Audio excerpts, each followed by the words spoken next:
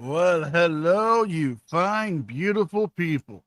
Thank you for joining me on another exposure of LIA's lies, hypocrisies, and all around just pure stupidity and what the fuckery. I am joined by my two favorite people, Mr. DJ Darkland, co host of the DNN Cinema Vault, host and owner of the Last Chance Review, and his own personal channel, DJ Dark Lantern. Ahoy, sir. How are you doing? I am good. And joined as always when we go after the fuckery that is LIA, my good friend, the sweetest little koala from the land down under, and the meanest drop bear when you piss him off, Damian Paxton. What up, my bitches? Oh, it's good. We're all good because we got fuckery to deal with. So, I'm excited. Do you remember the last video or last stream we did with him? And he kept talking about how the PBA has their own news, like they have their own podcast, their own radio shows, their own shit. And we called him out like, hey, Hey, Florida. hey, Florida Roundup. We called him out because he's got his own shows, right? He's got his own channels. Well, what if I told you that there is a news station on YouTube that is anti-cop and has had him on there several times? Tossing his salad. Blazing him as if he is Hassan's shocking Kaya. Ooh. Like Tom Clancy of Twitch is kissing his ass like Hassan's never been kissed. Yeah, I hate Hassan Piker. I make it with known. I don't like him. He's a fuckwit. Yeah, he's a complete asshole. Oh, absolutely. Yeah, I can go on forever about that worthless piece of crap. So, the Real News Network, and that's what they call themselves, put out a video on the 31st. And I want you to see this title. Long Island Audits Debates. Is he a cop watcher, a journalist, or a gadfly? I got some words about him, but I guess we can go with what they're asking. Yes. But here's something else. Jesus Christ. We were looking at this backstage. Yes. There is Sean Paul Reyes. That is not Sean Paul Reyes. Nope. They intentionally made him look more handsome. They made him skinnier. They made literally. it. Oh, it's so gross. I will point it out. If you look, they've darkened his skin at some points, but lightened it at others. They've darkened the beard. They've given him hair. Definitely straightened up his face, making him like a stronger jawline. Yeah. And if you look right here, that is like bending in. And then they've got the same looking cops that you can tell are AI. I mean, that one's got derp face and looks just like this one, but this one looks like it's like a non-threatening version of Johnny Sins. Yeah, I agree. It's just definitely gross. Johnny Sins. Okay, this is not Sean Paul Reyes. This is a look maxed version of Sean Paul Reyes. This is what he wish he looked like instead of the amoebus bag of garbage that he is. You can even tell the skin tones don't match. Yep.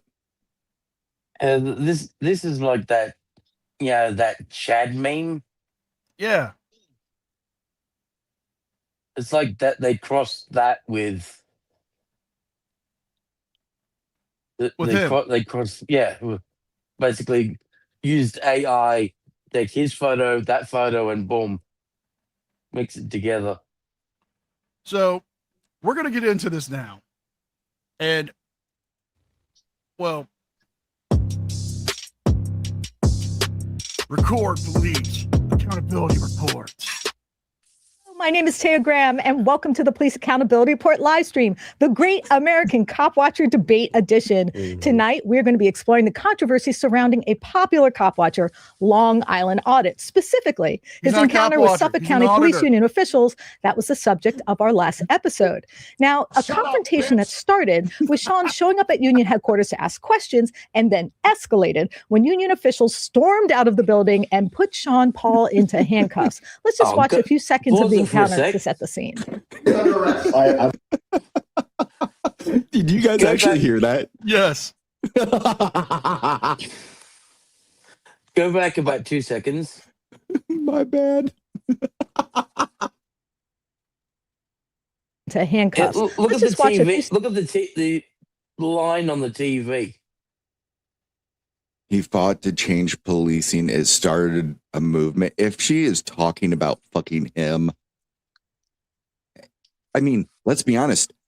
Her mic thing right here says road. That's what she's fucking trying to do to him. Oh, yeah. Like, this entire thing, I've watched it. It's a fucking glazing piece. They literally are kissing his ass. I called out Two Cops, One Donut, and I called him out by, because I felt they were kissing Sean's ass. And yep. We're actually going to work out a time for me to appear on their show. I just got some shit going on right now. And I told them, look, let me settle up my schedule. I would love to come on and explain my opinion. And I apologized to them. I said, look, I don't have anything personally against the two cops who run the channel. I just said, this is how I felt. And they responded back to me. They were, they could have said, go fuck yourself. They could have called me out. No, they were cool. I got no beef with them. Hey, Hank. Hank, how the fuck are you? Mark, this is just straight glazing. An insult. That's an insult to Alex Jones. Equating Sean to Alex Jones is an insult to Alex Jones. Hey, Maddie. True. Seconds of Maddie. I immediately began to leave. Lucivilla, would you like to come on? I am leaving. Would you like to come on the channel? I'm leaving. I am leaving. You see me leave me? I am leaving. I'm leaving. I'm leaving. Lucivilla, you go on talk. You go. I'm leaving. I'm leaving. Immediately began to leave. That's how the law works. Yes, I'm leaving. Get off the I am leaving. I'm getting off the property. Yep, I noticed that. I am leaving. I am leaving. I'm going to place you under arrest. Do what you need to do. I'm identifying myself as a police officer. So do what you need to do. I am leaving. You need to leave. I am leaving. You're such a tough guy. Do it then. Do it. Do it. I'm leaving. Okay, but you literally asked them to arrest him. Not resisting. I'm not resisting. Nope. That's on him. You see me leaving? Okay, now this video and our discussion with Sean set off a heated debate, and it was so, let's say, lively that Stephen and I decided that we needed to do a show to respond to your comments and discuss their implications. And luckily, we were also able to get the man himself, Long Island Audits, to participate. But before we get to Sean, I want to give you a sense of the format of the show and how we're going to handle the debate. And remember, this is very... Okay. Oh, God. They say this is a debate. No, the fuck it's not. A debate would be this. I would have Damian be our neutral party. Mm-hmm. And we would argue, me and DJ would argue something like pineapple can belong on pizza. Are you doing for the affirmative or the negative on it? I'm for the affirmative. And you want me to take the negative on it? I'm just saying in general. Oh, damn it, because I really like pineapple on pizza as well. I know, but I the don't. point is, we would discuss our points. We would have talking points. We would Correct. argue. Now, this is just. I'm not sure if it was certain comments. real. I'm not sure if it was real or not, but one person ordered pineapple pizza from an Italian restaurant. They literally sent them a pizza and opened up, and they'd spelt "fuck you" in pineapple on the pizza. If they did, I would like. They're getting at my business. They insulted me with food. I'm cool with it. Fuck yes. Oh, Pariah, I could play devil's advocate. I'm very good at that. Very live, so please bear with It's an any awesome technical pinball game. difficulties we might have. And I'm going to do my best to put on any comments from the live chat on the screen as we go through. So over the past week, Stephen and I have been reviewing hundreds of comments on our YouTube channel and on Facebook and selecting what we hope is a representative sample of your thoughts. Our goal was to select what best represents the framework of the discussion about Sean Paul's work. And we're going to show them on the screen. I'll read them, and then Sean, myself, and Stephen will discuss. But a big part of that is going to be what you think. And I mean, the Police Accountability Report community, in my personal opinion, is one of the most thoughtful and insightful collection of rebels. And yes, rebels, I think is the right word, on YouTube. Believe me, we feed off your ideas and your insights. And tonight, we need you to chime in. So, okay, Stephen, first off, welcome to. I'm going to call bullshit on this one. So she literally can't do a debate at this point because she's not being a neutral party. She says she finds them awesome. She likes the whole thing, blah, blah, blah. That means she's not going to stay neutral. By her putting that stance forward, this whole debate, quote unquote, thing is out the fucking window. She has no clue what she's talking about. Also, she looks like she got into Brand X from that the Joker put out in Batman 89. Ooh, yes. Just sent you a private message on Discord, NCR. All right, let me check it out. But, like, am I wrong by stating that? Because she's literally showing her card saying, no, this is basically us going to glaze LIA. It's not going to be an actual debate. And they're probably only going to put up, like, fairly innocuous messages from people and not people actually, like, super challenging him. She's got the cheek lines for it.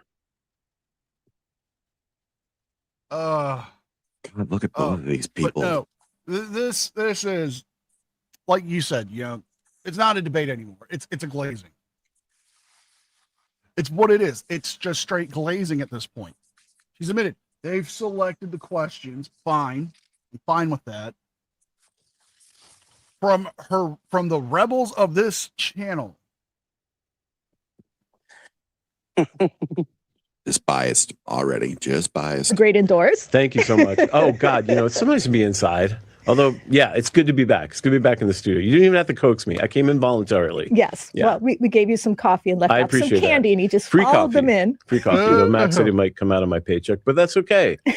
It's good coffee. But look, before we introduce Sean, why don't you explain a little bit why you felt like this debate needed to continue? What struck you as the critical question at the heart of it? So the critical question for me is the question of dissent, right? Democracy he looks like a melted Cabbage Patch Kid. Free, fair dissent. And to me, journalism is the epitome of dissent because it's saying, you know, the oligarchy truth is not the final truth. We can challenge that truth with a different reality. And when I see Sean entering the space of power and being challenged just to ask a question, I think we have to ask critical questions about, you know, how do we preserve dissent and what this is really about. I mean, why would they just storm out at him and not allow him to ask a question? And to me, one of the defining points of this is, you know, we cover inequality in another show called The Inequality Watch. And I think I know who he looks like. Becomes more and more concentrated in this country. I think the fight over the truth is going to become more important, and therefore dissent is more important. And to me, journalism is quintessential dissent. It's organized, constructive, and thoughtful dissent. And that's what Sean was doing. I mean, he was just showing up to ask a question. That is our only argument.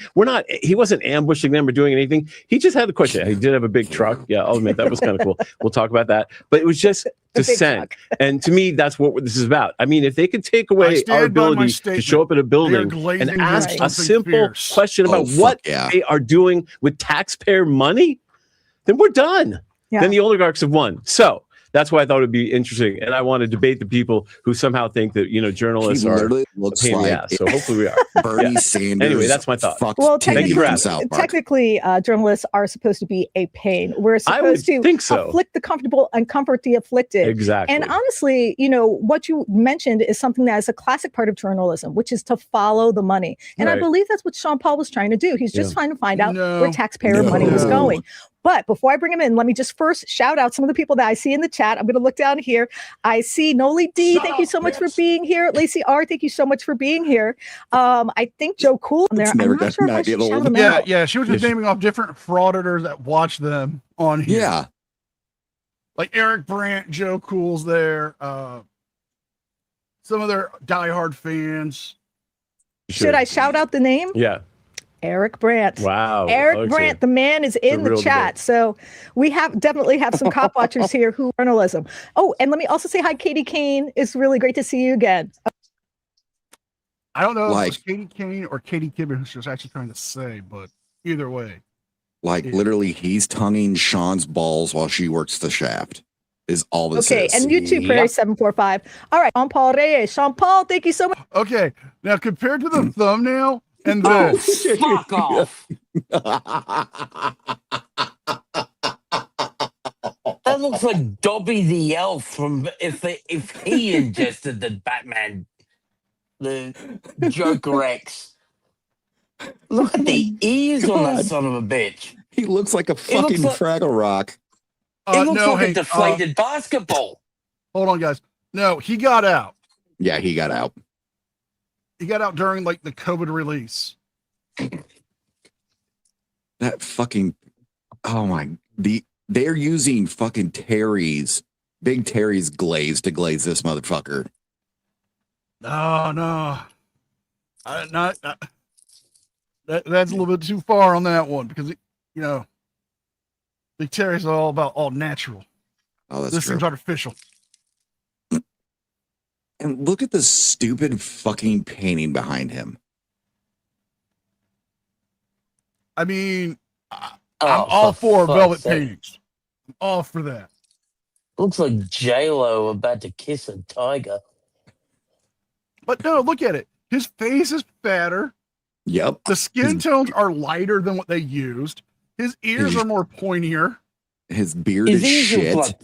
His ears put Prince King Charles to shame.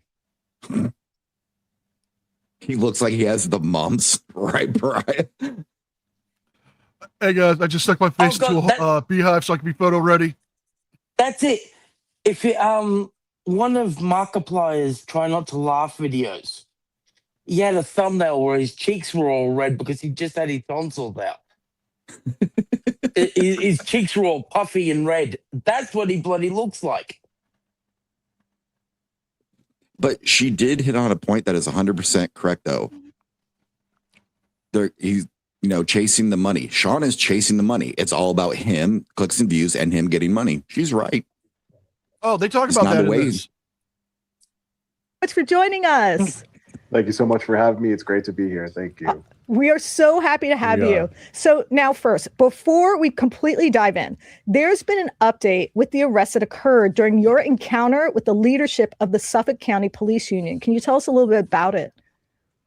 So the update is that the criminal charge of trespassing in the third degree that I was originally arrested for has been dismissed by the district attorney's office. That charge required that the property be enclosed in a manner to exclude intruders, i.e. an offense. It wasn't the case for that property, so they dropped it down to a trespassing charge, which is a violation, not a crime, which requires unlawfully entering or remaining on a person's property, on private property. So, that's where it stands. And I mean, we can get into more detail on the order of protection and ex parte hearings, but I'll defer to you. I mean, I don't really understand. You were exercising First Amendment as a journalist. You have some privilege to be able to go to places and knock on doors where you're not wanted, right? Right. Yeah. So generally, there's a Supreme Court case. I don't really remember what it was, what it is right now, but there is a Supreme Court case that even with a no trespassing sign, the public and people say, well, you don't get extra rights because you're a journalist or a YouTuber or whatever they want to call me, and that's the topic of today's discussion. But generally, anyone has a license or privilege to approach someone's door and do it. YouTuber from upstate. Yep. Yeah, he is. They talk about that too, but I gotta call him out on this. Brantberg v. Hayes. Yep. States, just because you're a journalist does not mean you are not subject to criminal or civil prosecution. Yeah, it's something he forgets that is a thing. He's like, he even said, like, if there's a no trespassing sign, I could basically still go up there and knock on the door. Dude, if there's no trespassing sign on there, no, you fucking can't. You have no business being there. Why were you so concerned then when you went to Fahey's house? Yep. Why were you so concerned to try to find a no trespassing sign? Because you know they would have fucking had you arrested. 100%. He deserved to be fucking arrested for that.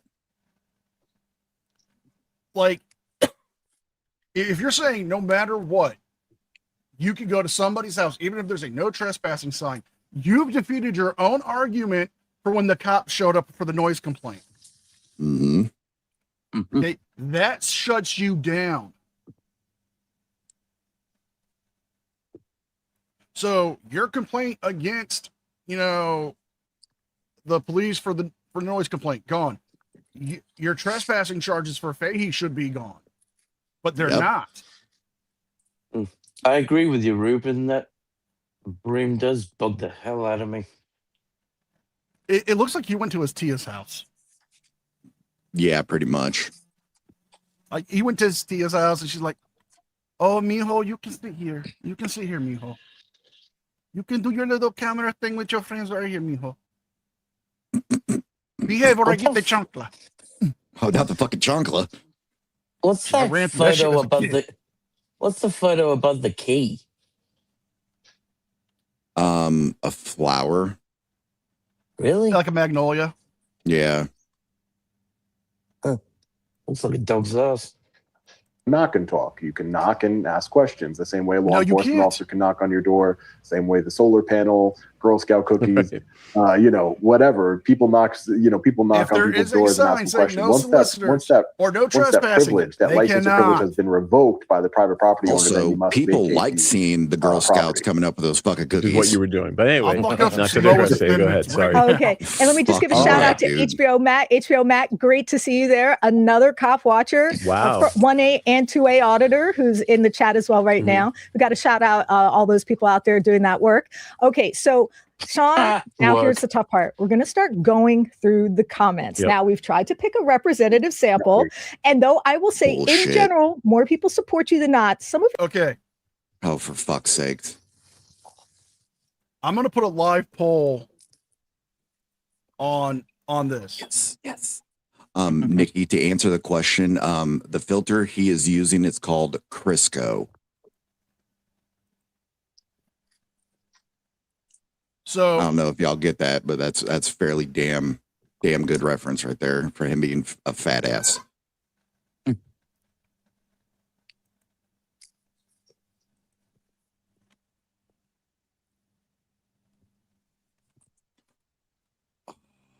Mike, holy shit. Yeah, no, seriously though, I'm telling you, the dude on the far right literally looks like if Larry King banged Timmy from South Park. And she looks like Carla off of Scrubs if Carla got hit in the face with a bunch of 2x4s. Okay. No, not 2x4s. A shovel like in Little Nicky. Oh, there you go. Okay. So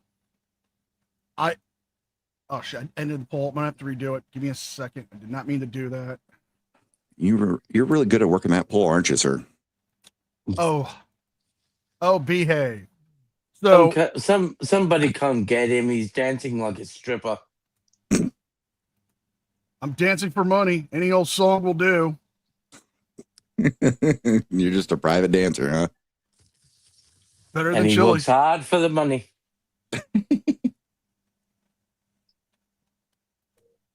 Poll is confusing. That's pretty funny. Let's see here. Like this stupid glazing that they're doing of this asshole. This is for their questions they're going to ask them. Is this going to be fair by them or biased? And this is going to be on. This poll's going to go until the end of the stream. Oh, it's I will definitely periodically biased. come in and check on it.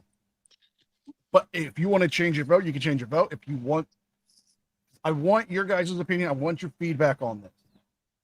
Because, yeah, I will make it known. I do not like LIA. I think he's a grifter. I think he is a fraud. I think he is just doing this for the money. It's my personal opinion. I'm honest about that. I'm upfront about that. Yeah, I'm with you. Cicero is already saying it's rigged. Are pretty adamant that your work doesn't benefit the community. So let's start there. Okay, let me hit you with comment number 1. Okay. A clout-chasing provocateur whose approach is ambush journalism. Real journalists make an appointment. People at work don't just drop everything because this YouTuber shows up. Wow. Okay. So, Sean, let me start with you. What do you think? Is this a valid critique? I don't think it's. I think anybody's opinion is valid. Anybody can have their own opinion on what I do and how I go about it. So I'm not going to say that their opinion is invalid, but I would push back on their opinion that it's ambush journalism. I mean, I'm asking questions. I don't have to make an appointment. I can just walk up and ask the question. You think and really to the person who made that comment, do you think if I would have called them in an appointment, they would have let me in and yes. give me an appointment? Yes. They said it would. You dumb bitch. Sorry, I didn't mean to interrupt you. But go ahead. Sorry. Okay, no worries. It just seems unlikely. Yes. Right. Okay. Just so everybody knows, if you put yes, it means yes, they will be fair. No, it means they're going to be biased. So if there was any confusion for the poll, I'm sorry. But even she can't believe the bullshit. How can you I half say? expected to stare into the camera and go, blah, blah, blah, blah, blah, laughs at joke.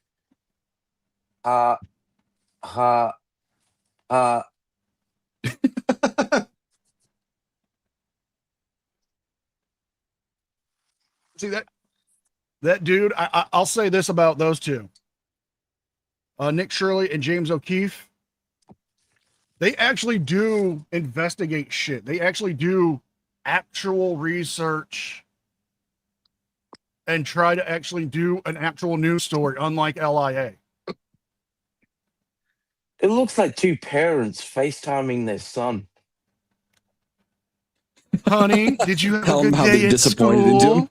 in him. Son, do you know what we found underneath your bed? That playgirl isn't mine. I was just holding it for a friend. Why are the pages sticky?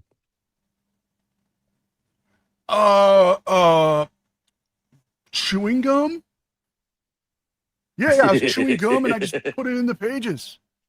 Son, when we walked by your room the other night, you were saying something about it puts the lotion on the skin. Do we need to have a talk? Is everything okay? And why did I hear a chicken? DJ, would you please? I got you. SRVM, $45. Can we launch LIA and other frauditors off the planet? Let them audit cheese on the moon or mayor, see if they respect our constitutional rights. No shit. Yeah, let's put all of them on a spaceship, send them to Pluto, and rename Pluto Frauditerville. No. I got a better idea. Way we can make some money. Oh, shit. We get a deserted island. Follow me so far. I got you. We recreate one of the best Japanese novels, animes, and movies. Battle Royale. Ooh. Have our own little frauditor Hunger Games? Fuck yes. Yes. God, yes. There can be only one. Ooh. Someone needs to recreate that. Recreate that with AI. Just have like LIA with a little bow and arrow walking through the forest and just Chili comes down and just do not give me any ideas. Yeah, like Damien, you're giving us way too many fucking ideas that we will run with. You know better than that. Damien, you've seen some of the AI art I can make. You saw the video I made. The Frauditer horror movie. I'm already working on a script. That's already a fucking horror movie as general is watching all this yeah, shit. more likely than not. Just, they I wouldn't know just, my hey, rights. yeah, well, Pence you in for 230, right? Especially with the questions that I'm asking. I'm not asking, how does it feel to save lives every day and put your life on the line, Mr. PBA president? I'm asking why hundreds of millions of dollars of Suffolk County taxpayer money, hundreds of millions of dollars over the last 15 to 20 years have been put in the pockets of other people who have had their rights violated. That's my tax dollars. I'm a lifelong resident of Suffolk County. I've been investigating the police union and their power structure, and it comes from their donations to the legislators, to the county executive. There is more to the story than just showing up with my billboard truck. And again, keeps changing on how much money it is. Most journalists don't have a billboard truck. I do. And if you want to paint me out as it's advocacy journalism, whatever word you want to put in front of journalism, it's still objectively journalism, opinionated journalism, advocacy journalism. It's still journalism. Journalism is asking questions, Nikki, doing he's basically investigations, lying to himself, disseminating that of matters of public interest to the public. What he's doing Maybe is it doesn't correct. interest you, but it interests me. And it interests a lot of people out there, hundreds of thousands, if not millions of people across my social media platforms. So if you don't like the topic, you can tune into your favorite journalist that you want. I highly recommend the Police Accountability Report here. But, well, thank you. But at the end of the day, ambush, whatever adjective you want to describe how I operate, it still doesn't make what happened to me any less unlawful and any less a violation of my lawful, First you Amendment dumb bitch. Stephen, I'd love to hear your thoughts on this. Yeah, well, I mean, I don't like the word ambush because I don't think asking a question, ambush has like militaristic overtones. But if we had to make an appointment with every person that we wanted to ask a question that they didn't want to answer. I just gifted out 5 memberships.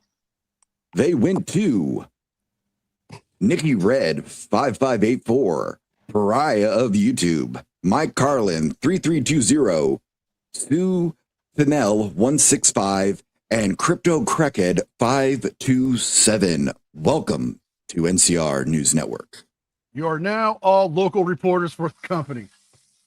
Congratulations, all. You guys are independent journalists. Yeah, you're all independent journalists. Yeah, no shit.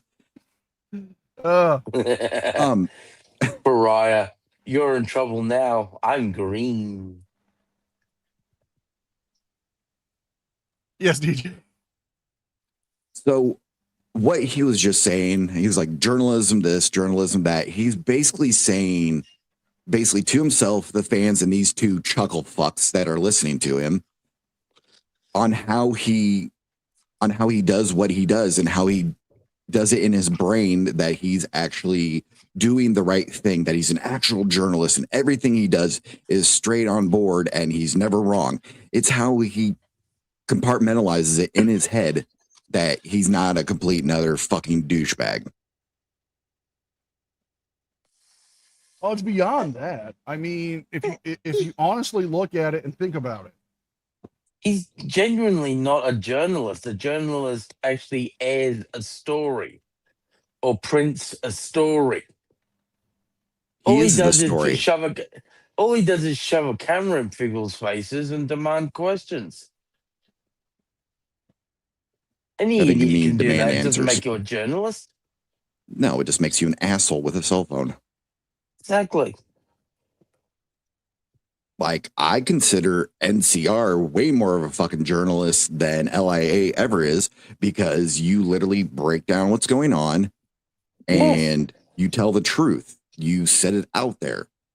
He's just like, I have my camera and I'm always right. Care to challenge me? That's what it is. I particularly loved your documentary on how goth girls have taken over the world. And yes. That took me a lot of research. And the undercover, wow, you look good in a dress. I mean, I'm committed to the bit. You better be, damn it. Nikki Red, I know I need to get some more emojis in there, but members do get access to the broken chair emoji, the blue line flag to piss off all the auditors, and the Ohio zebra. Broken chair that is Ohio zebra, because we had a story when me and Anthony Caruso were first doing the Shit Town Florida Man podcast, before we were doing it as the podcast, we were doing it on Discord. And one of the things I found was a story out of Ohio of a zebra biting off a man's arm. Damn. And the sheriff's deputies had to euthanize the zebra.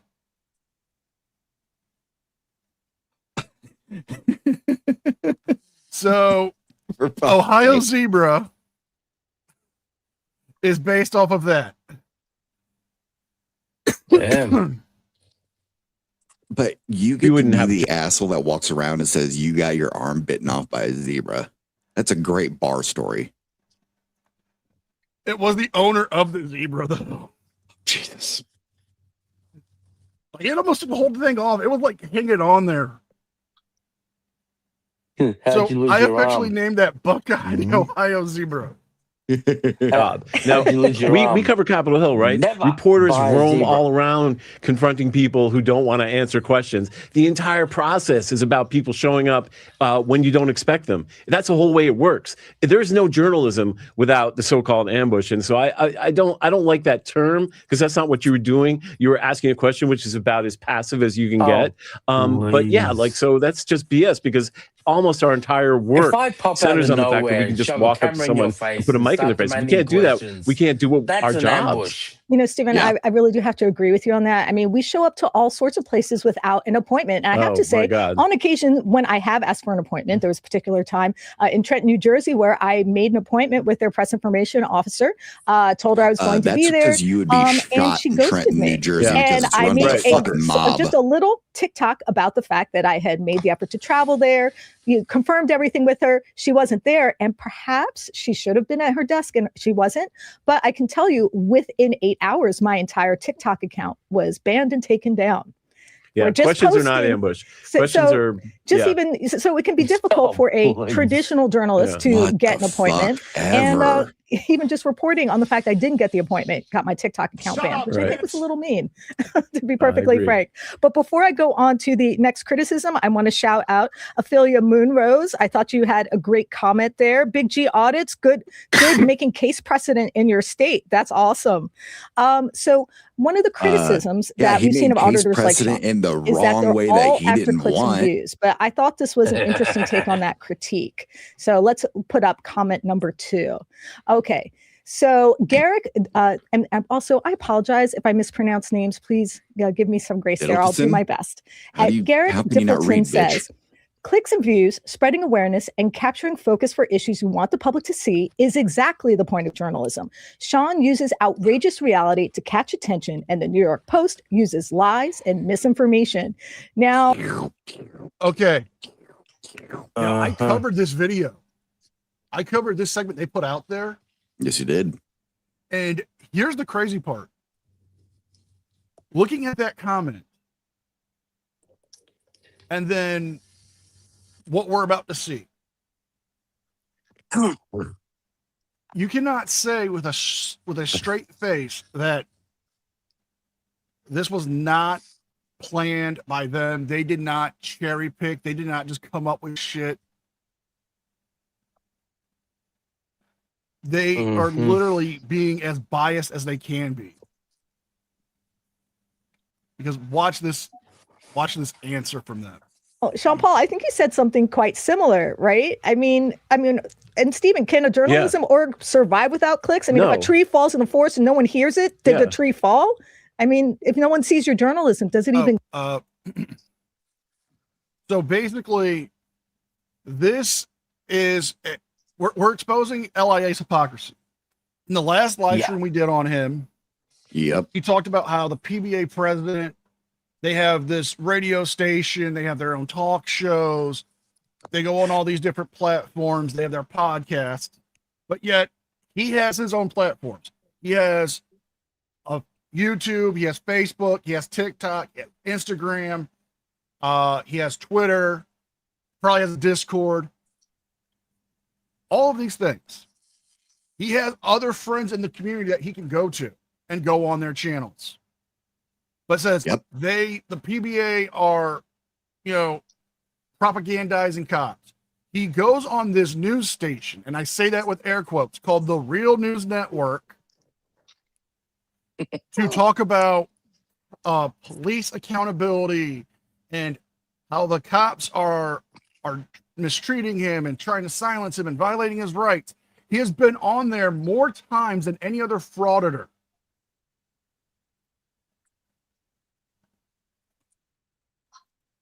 It's true. Like, they literally just love blowing him. SD Suman for $4.99. Pause. It looks like he's getting his lips ready. Oh my Not God. wrong. It is biased. They're kissing up to LIA, treating him like he's some kind of saint. Yeah, you're 100% correct. They are really just glazing his balls at this point. I'm going to appear. Oh, that is so fucking perfect. The real fake news. But no, I'm going to go on Two Cops and One Donut, and I'm wanting them, if I say something and they can correct me on it, I want them to call me out on it. I don't want my ass kissed. If I wanted that, I could just sit in my own echo chamber and do that. I can sit in a private voice chat and just, I'm awesome. I'm great. I'm handsome. I'm better looking than 1990s era Antonio Banderas. Fucking ain't true. Oof. It's not true. I don't look that good. I wish I did. Yeah, homie, I can't back you up on that one. We're friends, but I can't let you tell that lie. Yeah. I mean, I could do that, but I would rather be the truth. I would rather have actual discussion. This is just ass kissery. Oh, yeah. And yeah, Damien, he looks like he's getting ready to give him the glaze. Or receive the glaze. Oh. I mean, come on. Oh, yeah, he's getting ready for it. He's got the glasses on and everything. Yeah, I mean, my response to that is obviously all journalists want clicks and views. All media outlets want clicks and views. And I can give you just a recent story. CNN ran a story on First Amendment auditors just recently. Here we go. And I'm actually going to do a video of this on my channel. They reached out to me, and their question was, how much money do you make? Can you provide us with your financials? And I answered them back. I answered them back politely, and I said, I would love to discuss with you the financial aspects of what I do in a video format, just like how we're talking right now in a Zoom or, a live stream. And they said, oh, we're going to move in a different way for our story. No problem. And then they came out with the story, and it was about how First Amendment auditors make money. And they found two random individuals who I have no idea who they are. They're a couple. They curse a lot. They scream a lot. They, the video was just them cursing and screaming at members of the public and law enforcement and getting kicked out of this public building. And they went over, and these two, I call them useful idiots. That's what they were, because they didn't even shout out their channel or anything like that. So I have no idea who these people are. And most probably in our community don't know who they are either.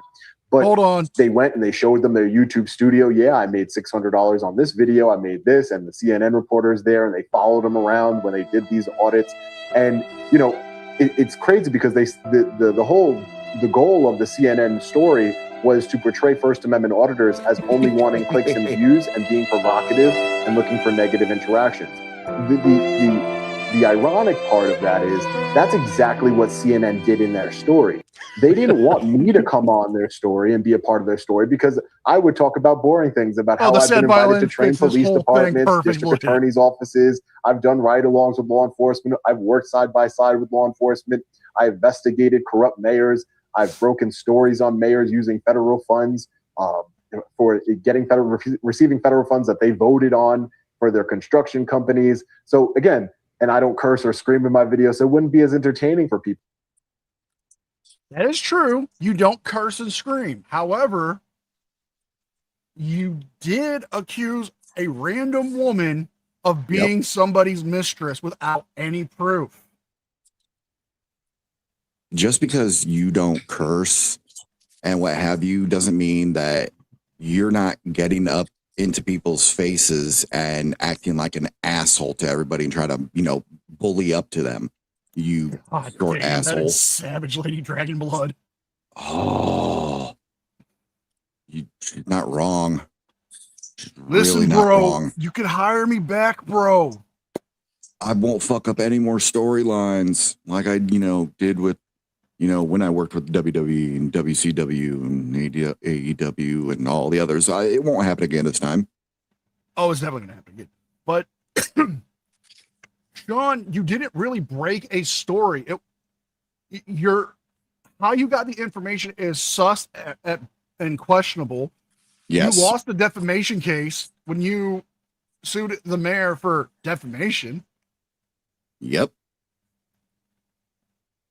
Not to mention, the whole point of your auditing is for police accountability. You did nothing. You have not made any real change. You haven't won any case law. Yeah, in fact, you made case law worse for you there, Sean. I mean, look at this butthole. You are so mad and upset that CNN didn't pick you. You made the comment, and the comment made it sound like they didn't even contact you. But now they've contacted you, but they want to know about your financials first. Which sounds a little weird. There's two theories I'm working on, and there's what more likely happened and what might have happened. Okay. What might have happened is they tried to reach out to him, and he wanted compensation to be on there. That sounds about right. What more likely happened was they contacted him, asked about the financials, and he backed the fuck out. Because it would expose how much he actually makes. And it expose all his GoFundMe bullshit. Exactly.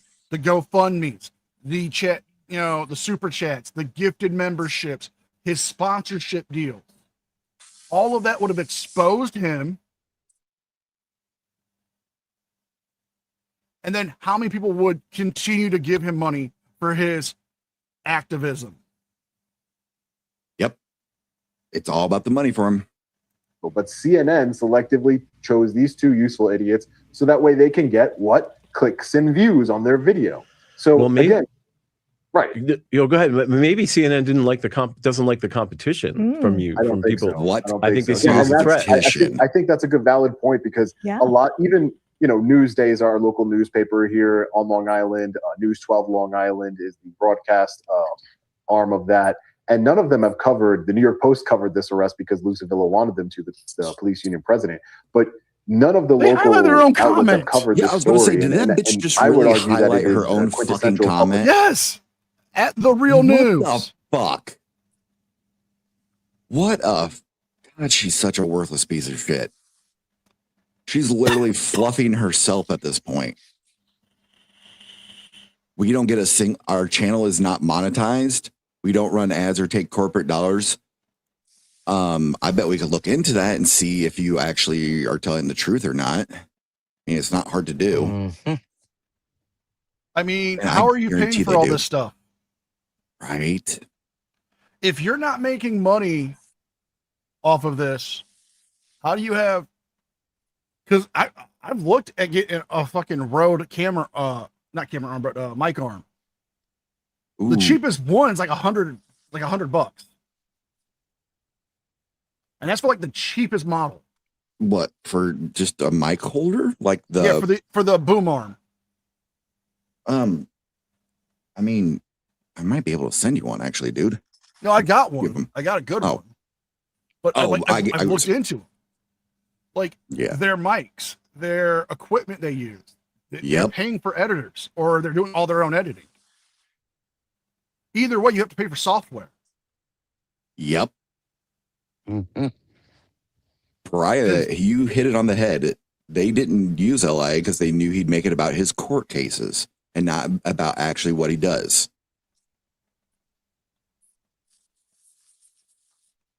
I'm willing to bet they make money off of this. this. I'm Oh, willing to I bet on it. guarantee they do. Interest story, whether you want to paint me out as a YouTuber, a gadfly, an agitator, whatever you want to call me, I'm still a public Asshole. figure. And Lou Loser. Sevilla was the police union president, and there was a Douchebag. confrontation where I was arrested. That seems like news that would Motherfucker. be interesting and for the residents in Suffolk County or Long The Island stain that that they comes report off to. of vegan But they booty choose sweat. not to. They pick and choose their stories. They pick and choose the themes of their stories. And I do the same thing. And my themes are focusing on police accountability, exposing what's happening inside our police departments.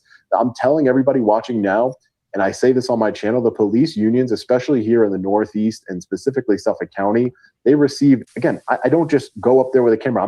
I was just working before, looking up, it's a 501c. I'm looking up their financials. They have $15 million, the police union in Suffolk County, $15 million in assets. They bring in $5 million Most a of year your in annual info is revenue. fucking They get wrong. paid through or the you cherry contracts. pick wait shit. for it. Contracts from the county. They get paid canine time, canine pay. Oh, They this don't bullshit. have a canine. I want to make this clear. There's What? not one. I want to bring this back here because I want to take it back just a little bit. But listen to all the shit he says they get paid for doing. But he thinks it's the union that gets this pay. Yeah, he's so fucking stupid and single-minded that he can't, like, it's not one-to-one. It's like, it's not all black and white. There's literally gray through everything, and this numbnuts just does not get that. Okay, so listen to what he believes the unions are getting paid, not the cops who have to deal with this stuff. A pay. They don't have a canine. I want to make this clear. There's What? not one canine that works for the PBA, the police union. They get canine pay. They get hazard pay. They get a midnight pay. It's a 9 to 5 job. One thing, Sean, that you're touching on, which I Even think is she really can't believe him. Yeah, there's no fucking way you can believe this bullshit. The PBA is 9 not to getting paid for that. It's Okay. a 9 to 5 job. Okay, I've looked it up. What? I've looked it up.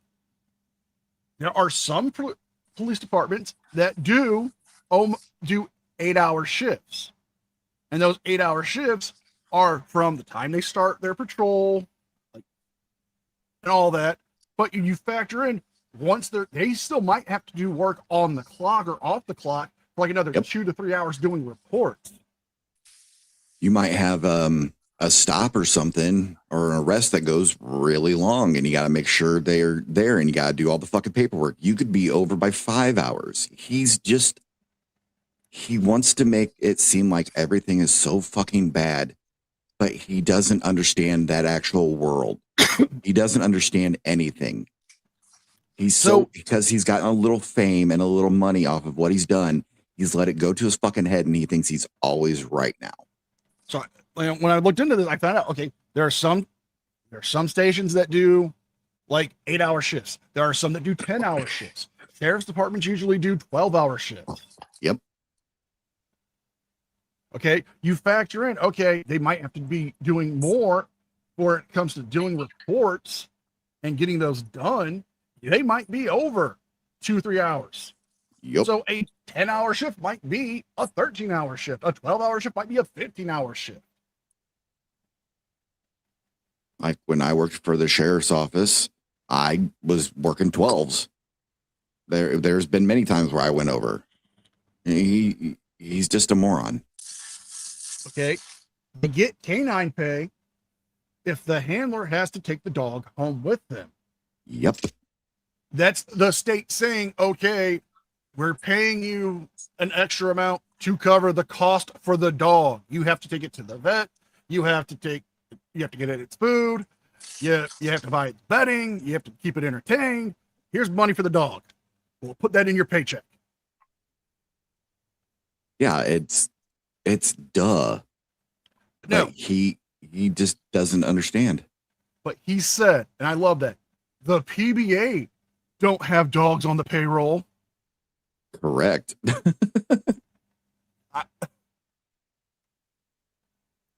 important is how lucrative policing is in terms of their relationship with the government. Because I remember in Baltimore, we had take-home cars all officers had take-home cars and they could drive back to Pennsylvania, and the city paid for the gas. And it was like $100,000 benefit. But the mainstream media doesn't want to take it on because they want police officers to feed them crime stories, which is more of their fodder. But what you're doing is amazing because you're actually challenging their lack of good reporting, which probably embarrasses them. I mean, and it's to hell with the truck. And I completely agree with you. When they want the murder scenes, they want, you know, the vehicle pileups, they want to get that call, and if they're adversarial, which, you know, you guys were talking about how a press should be adversarial, and I completely agree. I think that's the foundation, an adversarial press towards the government. But they want those stories, and then it's such a big story because they just got an 18% raise. Lou Civillo, for example, gets paid $265,000 a year as the police union president.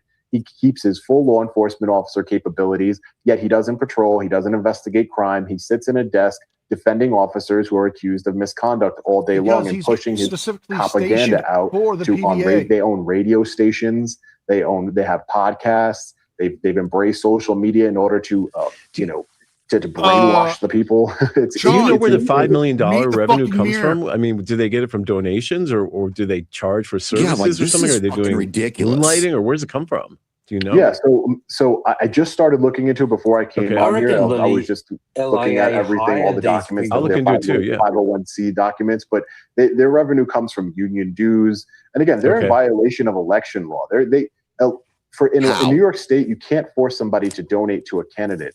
So what they're doing is they're collecting union dues, and whether the police officer is a Republican or a Democrat, sometimes that money goes to somebody who the police officer doesn't want it to go to. And that's in violation of election law. And the Suffolk County legislator, Rob Trotta, a former detective. This bullshit. Yeah, no, he's completely fucking wrong when it comes to this shit. So I give him all the credit. And the district attorney said, you know what? I don't have jurisdiction. It's funny how the district attorney didn't have jurisdiction for a New York State crime, but the district attorney can receive $500,000 in campaign contributions from the PPA. The Suffolk County executive gets $1 million.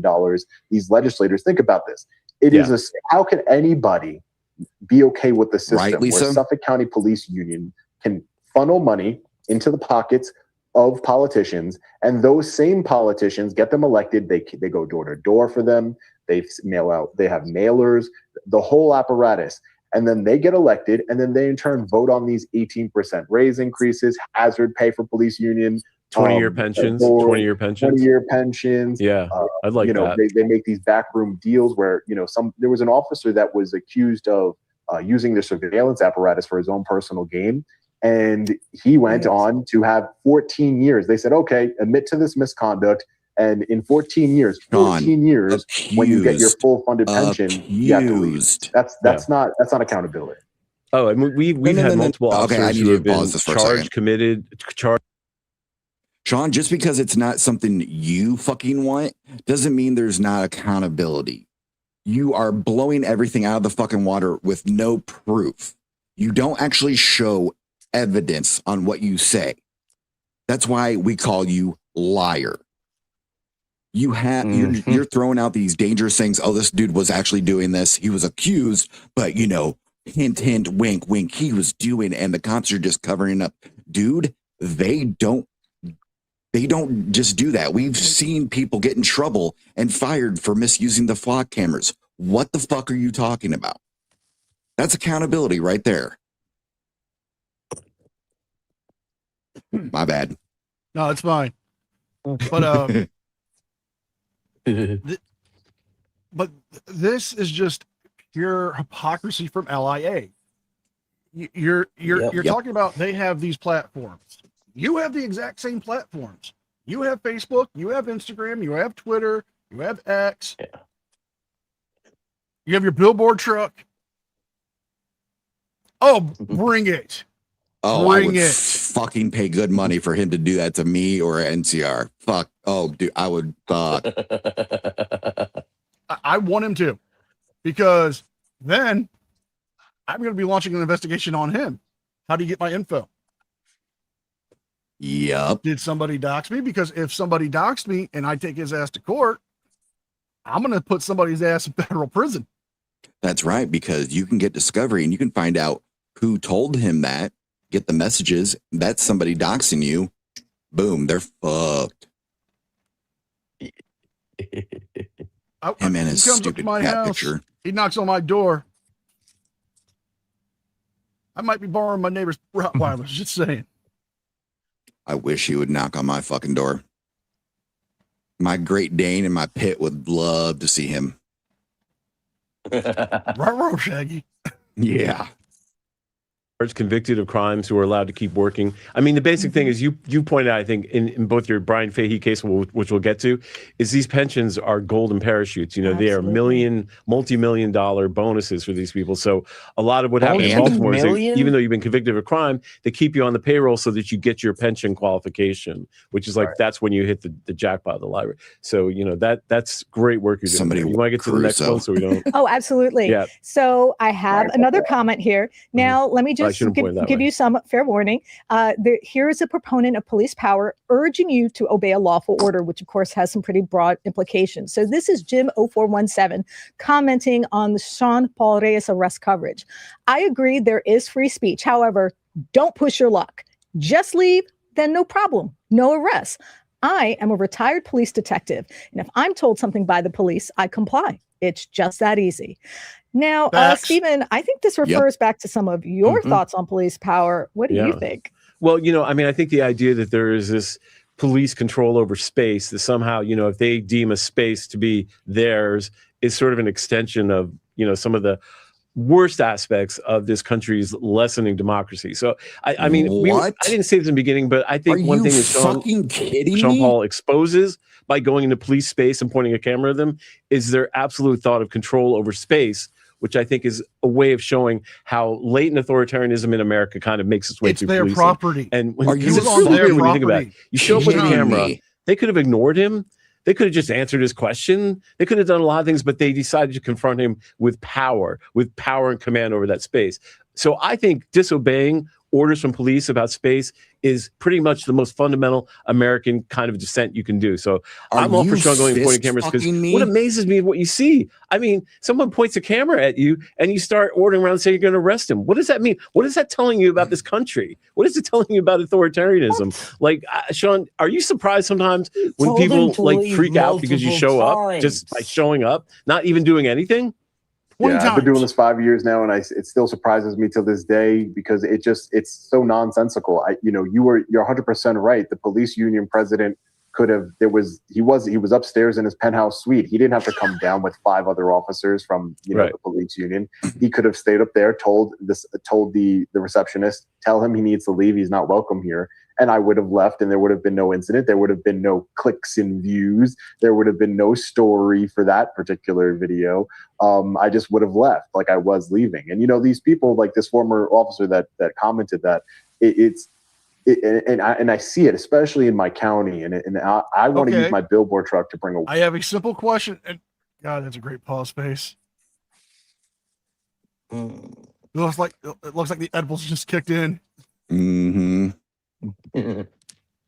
But Timu Larry King's tongue has just hit the right spot.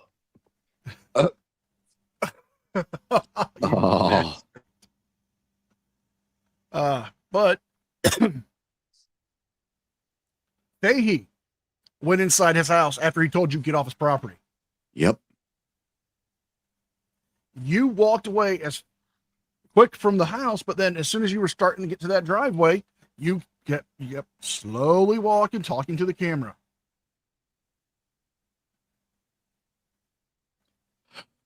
Again, you are your own worst enemy when it comes to evidence, because you did this at Fahey's house when he went inside.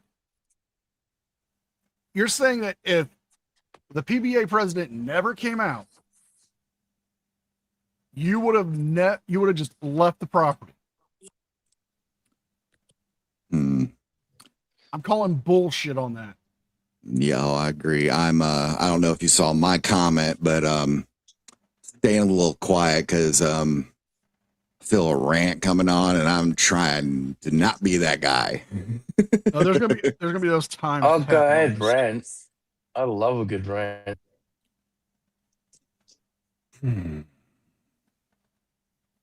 With your permission, sir, can I have like maybe a minute? Cue DJ's old man bitch session now. Is this guy out of his motherfucking mind saying it is the duty of people to get in police spaces and not deal with that little area that they say they're controlling? Is he out of his fucking mind? That's how people get hurt. That's why Halo laws are being invented, because fuckheads like this like to interfere and cops end up getting hurt and shit goes sideways. This asshole basically said, hey, no matter who you are, you should go up and anytime a cop is doing something, get in their fucking faces, get in that bubble. It doesn't matter. Do it, because fuck them, fuck the cops. This guy is basically saying, hey, everybody, go get arrested because you are interfering. This is how people get hurt. This is what we've gone off about when other frauders like, yeah, you need to get up in their faces. You need to yell at them. You need to scream at them, blah, blah, blah. It doesn't matter. You're going to get fucking people hurt. This is dangerous fucking rhetoric. This asshat just spoke. LIA is one of the fucking worst because he thinks the rules don't apply to him. And all these fucking auditors who look up to him are starting to do the same fucking thing. It's assholes like this that gets the First Amendment fucking whittled away little by little. Fuck this guy. Fuck LIA. I feel better. Thank you, sir. You're welcome. But this whole thing, he said in one of his live streams, he feels like he's getting too old for this, and he'll just teach people how to be auditors, and they can send him the footage. Right? I mean, Chili tried to start his own fucking frauditor school as well. Like, all these guys are just creating more problems. It's what it is. You know, DJ, you may not have been here for this, but SC, Team Skeptic, Artie's Corporate Fiction, Keeping It Criminal, Natalie Lawyer Chick, a lot of the people who've been around this stuff, who've been around like the start of YouTube pushing auditors, said it. These guys are going to whittle away our constitutional rights to the point where we have none. Yeah, I remember when Team Skeptic went off on fucking Chili about that. And they're not wrong. It's literally going to get more and more difficult if these assholes keep trying to push this.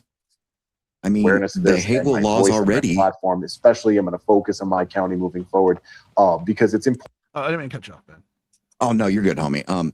No, but like, and I think these Halo laws are good things because of these assholes. 100%.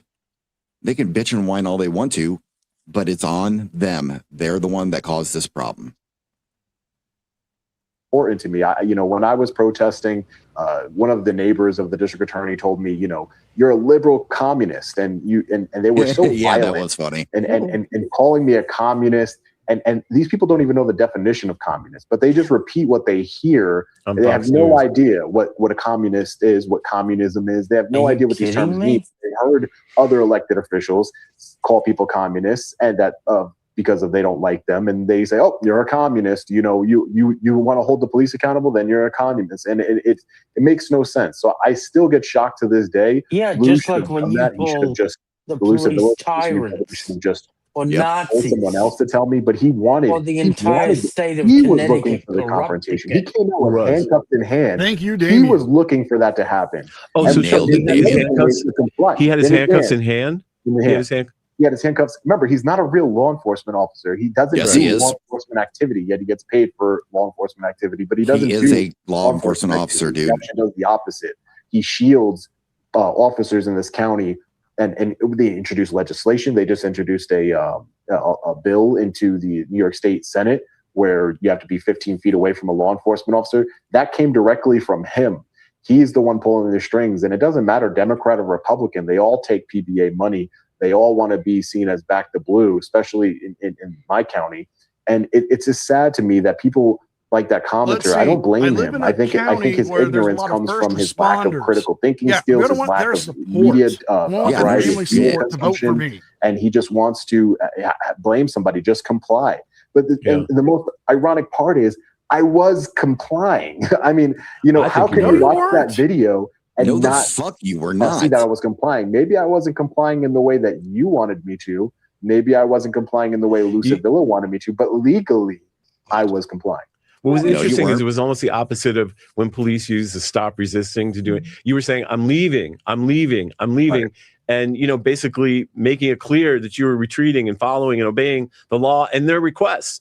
So it was just weird and ironic that they kept Is this confronting you, fucker supposed to be even a when you lawyer said or you were something? leaving, which I think No, has he's to supposed do to with be this a reporter. police preoccupation with space Okay, and dissent, so because he doesn't know what the you fuck he's saying. are Got it. showing them up for what they're doing to the taxpayers of Suffolk County. And they don't want that. And it's interesting that it's you that's doing it and not the people, the mainstream media with all their money and power that are doing it. But it's one guy with a truck and a YouTube Because channel he that is makes actually doing up this, which I the think, I think it's really problem, telling, right? Fucking reject. Because I've covered this kind of stuff in policing, and you get so much pushback when you talk about their pensions or about the fact that they shocking. can work. It's white people's fault. The guys you're That makes talking sense. about get some sort of dumb desk job where they sit and they file. They don't do anything. I mean, we had the Gun Trace Task Force where they literally went on vacation in the Bahamas and got overtime. So what police are able to do with money and what they're able to do with the resources you need of the to show community is facts and proof confounding. of that, sir. Yeah, they Stephen, use that money. Go ahead. Oh, no, I was just going to say, I think you explained that basically Suffolk County is the home of the $1 million pension, right? Yeah.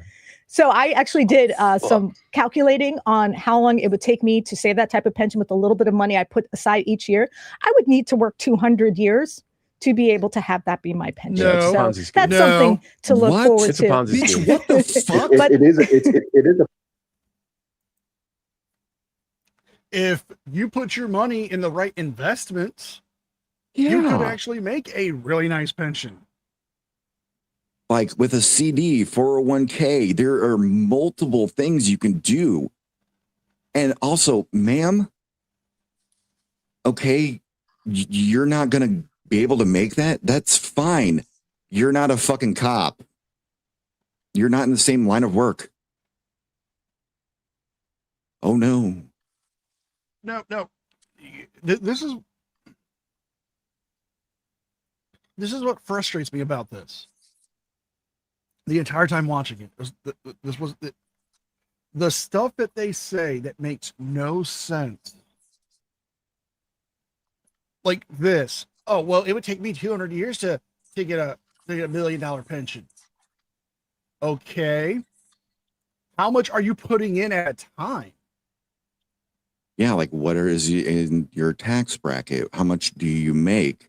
Are you able to do it in different sort of I mean, like, what the hell is she talking about? I mean, you could take CDs and invest them into a 401k. You could buy stocks and just have the dividends go into the 401k, which will get matched. You can set up, these financial tools to get a decent pension. You don't need $1 million pension. You would just need enough to have a comfortable nest egg to cover your costs. I mean, if you're worried about money right now, monetize your channel. Yep. Because you have, I'm going to pull this up here.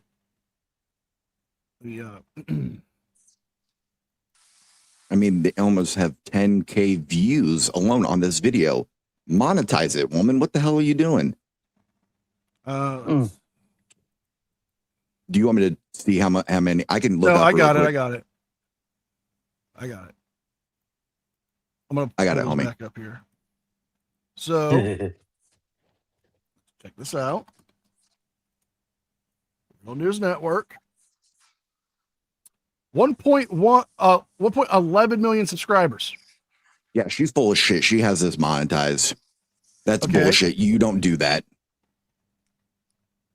They have a newsletter. They have an Instagram, a Facebook, a Twitter, a Telegram, Blue Sky, TikTok, OnlyFans. Everything. You have over 15,000 videos. Yeah, your videos aren't always hitting high numbers, but you would hit enough to make a decent profit if you put out more. Okay, your live streams are really good. This one's got 9.9 thousand. The one they did 3 months before that has 16,000, 29,000, 20,000, 12,000. They've got one on here that's got 251,000 views, 240,000 views, 110,000 views. It's her fault then at this point. There is many avenues she could take with this channel with how many views and subscribers she has that she could be making money off of it, which I guarantee she is. She's just probably blowing smoke up everybody's ass. Like Social Blade. I know Social Blade's not really the best, but it's a good tool to get a rough estimate. Well, I can actually. So they have channel membership. They're making money off of it. Yeah. So she's full of shit. Now I'd be surprised if they didn't have Patreon. Okay, looking at the 7th. This are going to now from July 24th to right now. Yeah. Their videos have made roughly between $2 and at the highest point $107. Okay. It's still money. You got that guaranteed monthly membership. Just saying, if you're not making money, they're extorting the police officers in Suffolk County. Through the police union are extorting the taxpayers. They put out buzzwords like, "Oh, because we protect you, we keep you safe, we do this, we put our lives on the line." All propaganda that means nothing. They're law enforcement officers. Even for body cameras, we had to pay them. We had to pay them more money every single year. I believe they got like an extra $2,000 a year each just for them to put on body cameras. In what other profession does your boss tell you need to put this on your uniform? And then they're like, "Well, I'm not going to do it unless you pay me." It is a racket. It is a racket, and the people need to know about it. And a lot of people know, and they don't care. They back the blue, and regardless of what. And that's why we call them bootlickers. Yeah. You know what? I'd like to go on to the next comment. I think it's very appropriate because it's apparently, Sean Paul, you're just not nice enough to rich people. That's what this comment's saying. I thought it was a little odd, but I thought it was worth talking about. So this commenter, Alma Adams 3631, wrote on a recent episode, "I was on this guy's side until he brought up Bezos and Musk. How are they the bad guys again? I mean, did this guy go to commie college? I mean, I guess they all are these days."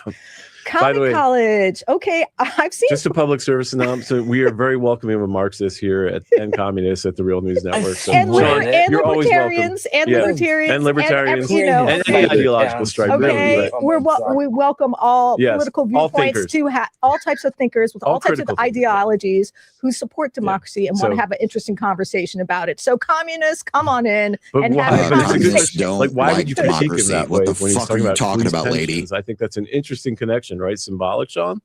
Yeah, I mean, again, there goes the commie thing, right? It's these people are, they're just brainwashed, and it really disheartens me as an American and somebody who loves this country. I have so much respect for you, CR, watching this fully already, and like video that you did, because if I would have done this video, it'd just been me screaming the whole fucking time at them.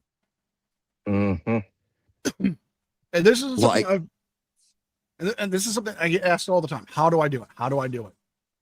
These guys are so infuriating. I do it because I do not want their bullshit to get out there. That's fair. They are the modern day snake oil salesman. That is a very good line. Yep. Chili has his trifold. No, I'm being serious. He has his trifold that he will sell you. And it's going to help you deal with the cops. But people who have used the trifold, even Chili tried using the trifold on one of his own videos, and the cop just like looked at it, okay, and then threw it. Yeah, I know. I played that video yesterday. We were laughing our asses off about that. Okay, he's partnered with a company. Good times. That's supposed to get you a lawyer on any police interaction. Okay, having them at your house asking to come in. and then using that to say, hey, should I let them in? Yeah, no, don't let them in your house unless they have a fucking warrant. Fine. But even the website says they cannot give you legal advice. Exactly. If you go onto the Attorney Shield website, it tells you in black and white, they are not your legal representation. Yup. Then they shouldn't call themselves Attorney Shield. They tell you that's why they've been sued. They are not your legal representation. They are considered just an advisor. I'll call them out again, Jeff Bezos. They're an oligarchy. They're no different than the oligarchs in Russia. The only difference is that you love them.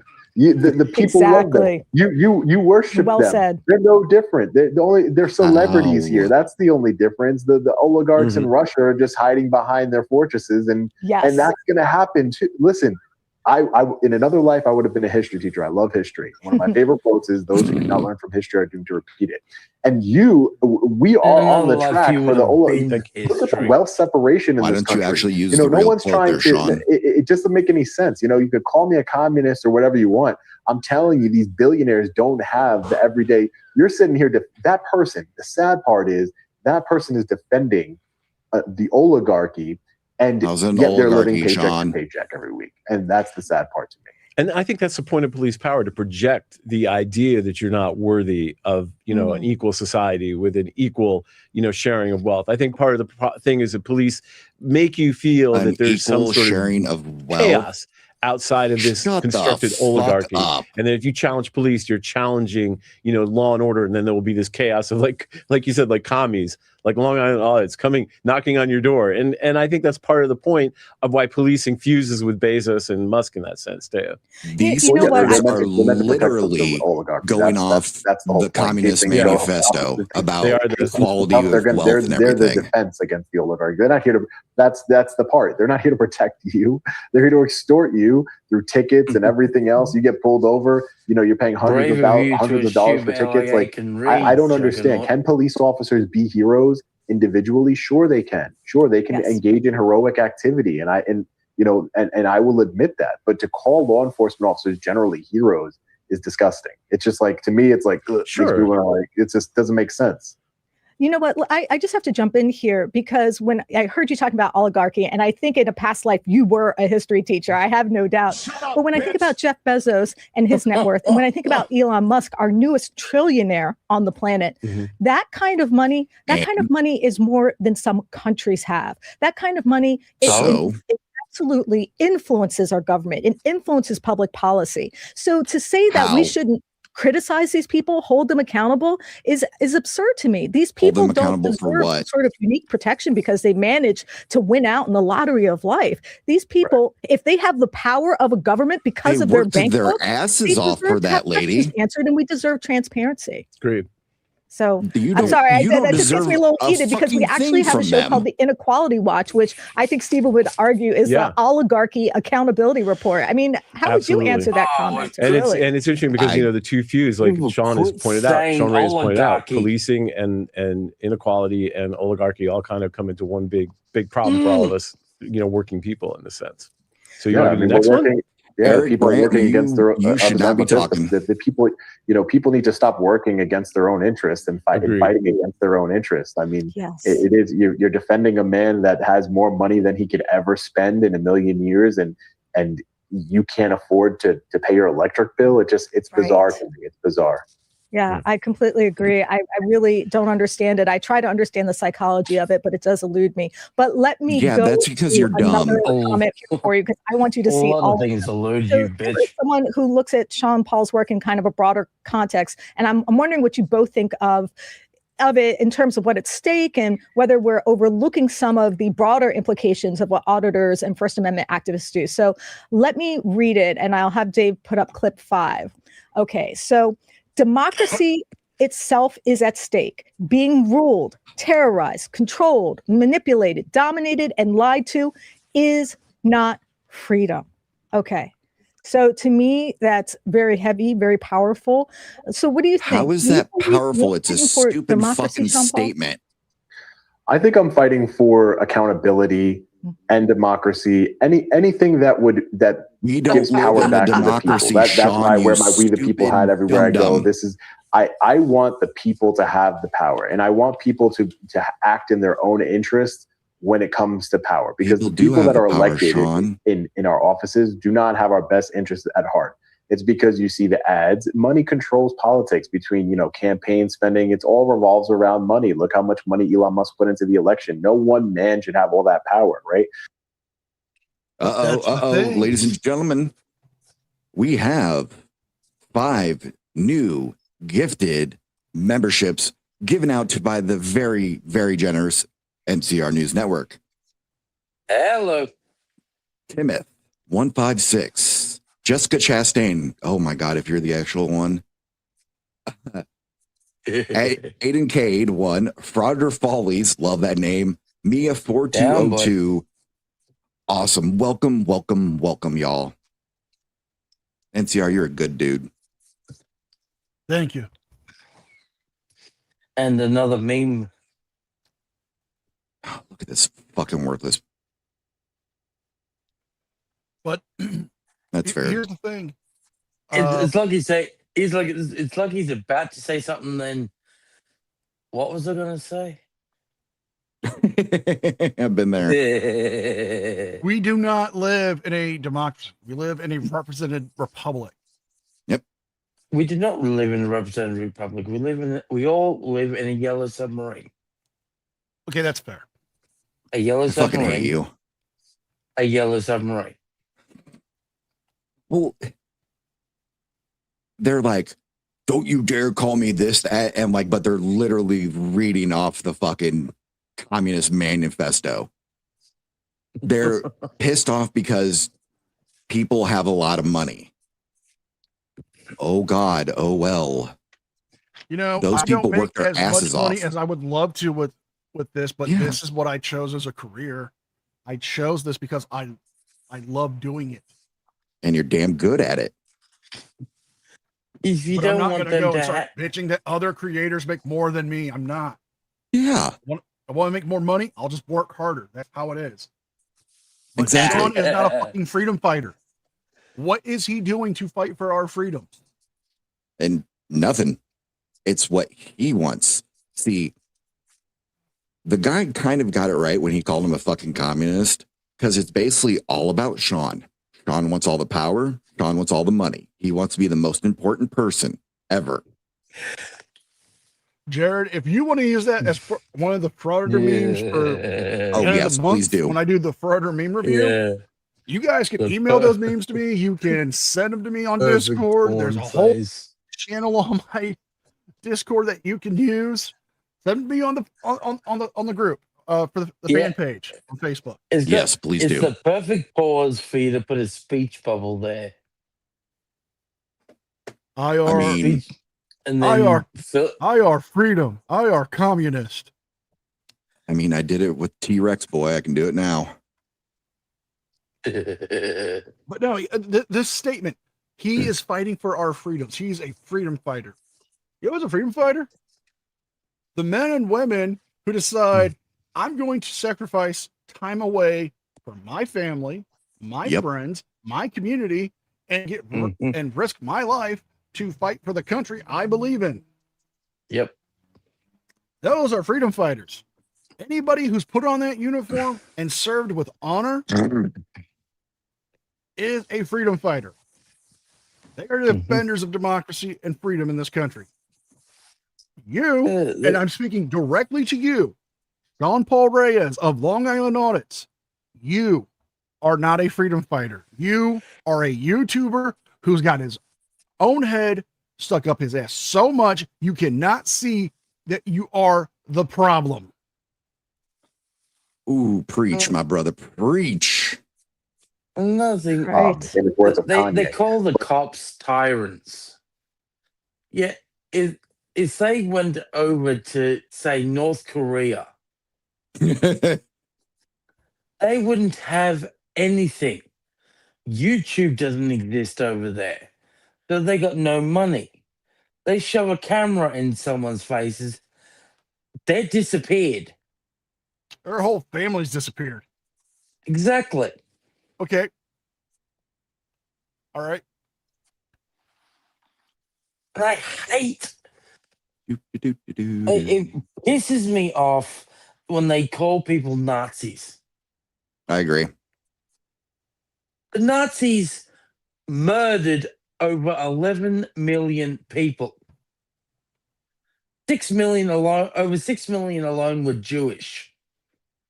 Yeah, but if you talk to some of these auditors, they don't believe in that number because, you know, the Jews are the bad guys. Yeah, yet they'll call a cop a Nazi because they dared to put someone in handcuffs. NCR, I sent you something on Discord. All right. And that's another thing. When it comes to them getting angry at Trump, how many people? Oh my God! Over 300 million people in the United States. Oh, that's going into meme review. Actually vote? How many actually vote? How many actual people in the United States vote? Is that what you're asking? You cannot refuse to vote and then complain about who gets elected. Yep. Fizzy's right. Yeah, it's less than half. All right. You know what? He wants to talk about real tyrants, real tyranny. Okay. Have you ever heard of the Clash in Korea? Oh, fuck. Damien? The Clash, the band? No. No, the Clash did not play in Korea. The Clash in Korea was not an AEW, but a New Japan and a WCW event where they went to Korea to do a wrestling thing, like to do like a 2-night, 3-night. North or south? North. Yeah. North Korea. They went to North Korea. Oh, hell. Okay. So did they actually make it out? Yes. They made it out. You had people there like I think it was Hawk from the Road Warriors, Too Cool Scorpio. You had Flair. You had all these huge names from both the WCW and New Japan Wrestling. And they were dealing with real tyrants and communism there because the one guy was on the phone with his wife. The phone goes off and military guys come in and they start saying, you can't say this about Korea. You can't say this about the country. Like, how the hell? You're listening to my fucking phone calls? Yeah, we are. Yeah. They literally were playing pool. The ball fell off the table and they took the entire fucking table out because they felt like they were disrespecting the country. Damn. Ric Flair literally kissed the ground on the tarmac when they got to U.S. soil. Yes, he did. I would too. Ric Flair is so fucking old that he fought the pharaohs. I'm just saying. You can see it right now. Let my people go. Woo! Because I'm styling and profiling. Baby. But I can just imagine him parting the Red Sea. The staff goes up. Oh, the collision in Korea. Yeah, collision. I'm sorry, but God slaps him. He falls down into the sea. It parts. He gets back up. Does the fall again. But the craziest thing is this: is they were on their way and they're seeing all these people there. And so the guys were talking, they're like, oh my God, this is going to be a huge thing. This is going to be a huge thing. And the driver in the car is like, no, they're not here because they want to. They're here because they were told to come here. Yeah. That is not happening in this country. You have the right to, you have the right to film the cops. You have the right to say what you want. Not over there Yeah, where there's real tyranny, what I real mean. tyrant. They only have 12 fucking haircuts. Literally, they are allowed 12 haircuts. Yep. They have no idea what actual tyranny is. Oh, no, not at all. Like, he couldn't pull the shit that he pulls here in the UK. Yeah. Like, yeah, let's get back to this. You know, it's crazy to me that, you know, people, even with flock cameras, the advent and implementation of flock cameras, they're here for your safety. You know, another favorite quote of mine is by Benjamin Franklin: those who give up their essential liberty to purchase temporary safety deserve neither liberty nor safety. And it's so sad how quickly we've forgotten and have handed over all of our rights. You know, we're going to have a surveillance state, police state, and all of these people in power that have all of this resources and money, and no one does anything about it. Most people don't even go out and vote. Most people don't make their voices heard because they're too busy working. They have their own family drama, everything else. They don't pay attention, or they only watch CNN, or they only watch Fox News. Different ways you can vote. To try and really critically think and analyze what's going on in our country. And I think that needs to change. So that's my platform, is to try and bring accountability to those in power. And I can't actual cases. All I can do is put it out there for people to see. Yes, those are actual cases after that are used all the time by frauditors. Expose the police union here. Yeah, I mean, I think, you know, of all institutions, policing is the most anti-democratic, and, you know, like we said before, kind of the authoritarian impulses of society kind of course through it. And so your battle with them and the battle over space, like, is pretty much to me like the most pro-democracy thing you can do as a reporter. I mean, in some ways, the battle over democracy is incremental, right? Like when I was like when I worked for a TV station, when we would go out to film, we had one space, which was a sidewalk, because you couldn't go on private property, right? And you couldn't go on the road because then they charge you with, you know, obstructing traffic. And yet, even though the sidewalk was like the one place we could set up our camera and our tripod, police would still try to kick us off it. We constantly were battling. And it kind of was illuminating to me, because like, here we had this one little space to do our jobs, to expose X, Y, and Z, and we can't even do this. And so that's why I think, you know, that sort of sense of taking all space over and sort of reporting the fair and true news, dum-dum. Not to have a circulatory system to this democracy. I think that's why it does make your work sort of pro-democracy, because you're fighting, in some sense, the most anti-democratic force. This doesn't mean I'm anti-police or anything like that. I just think the institution itself, as you talked about, very much are the political economy that sustains it. So yeah, I think democracy is at stake in a sense, along with the broader issues that we've covered on Capitol Hill. But so I can blow his argument out of the water. Know, Stephen, you were talking about how we're covering Capitol Hill, and it definitely seems like our democracy is under stress. I mean, they have to follow laws that are created by elected officials. Context, you know, that is the most democratic thing. The federal government, or the Republicans voting for a reconciliation bill that gets $70 billion. Like, let's talk about real money. ICE has $100 billion. Republicans get up and they give the ICE another $70 billion with absolutely no details or explanation of why. The point was just to fund ICE for like an infinite length of time, to fund ICE to do anything. Like, so we've seen how ICE uses law enforcement tactics to disrupt democratic processes, like in Minneapolis, and then of course killed 2 people that didn't need to die. And so they give them $70 billion. And so I think, you know, fucking God. Here's Sean fighting it on a local level, and the national level, the same thing is going on. I mean, it's talk about giving, you know, unlimited money to law enforcement. I think there's parallels there, right? You know, Suffolk County has $5 million a year, $15 million here, you know, extravagant pensions. And then on Capitol Hill, $70 billion to an agency that doesn't need it. They still had $100 billion in the bank, and they're funded not year over year, but, you know, until 2029. So the unleashing of law enforcement through money, which we've seen in Suffolk County, we've written about this, is now, like, you know, playing out on a national level. And now you have a national federalized police force with unlimited funds. Idea. You know what? Let me jump to our next comment, because I want to make sure to get to as many of them as possible. Absolutely. And we've had some great comments that we've been putting on the screen from the live chat. I appreciate you. Including and don't your worry, own. I will You about the shilling tiger picture. bitch. Not now, but I will ask about the tiger pictures. There's a person who's obsessed with your painting, Sean. So before you go, you're going to have to talk about it. Okay. It's not my painting. Okay. You just said it's not his painting. Okay. I don't know what you guys are talking about.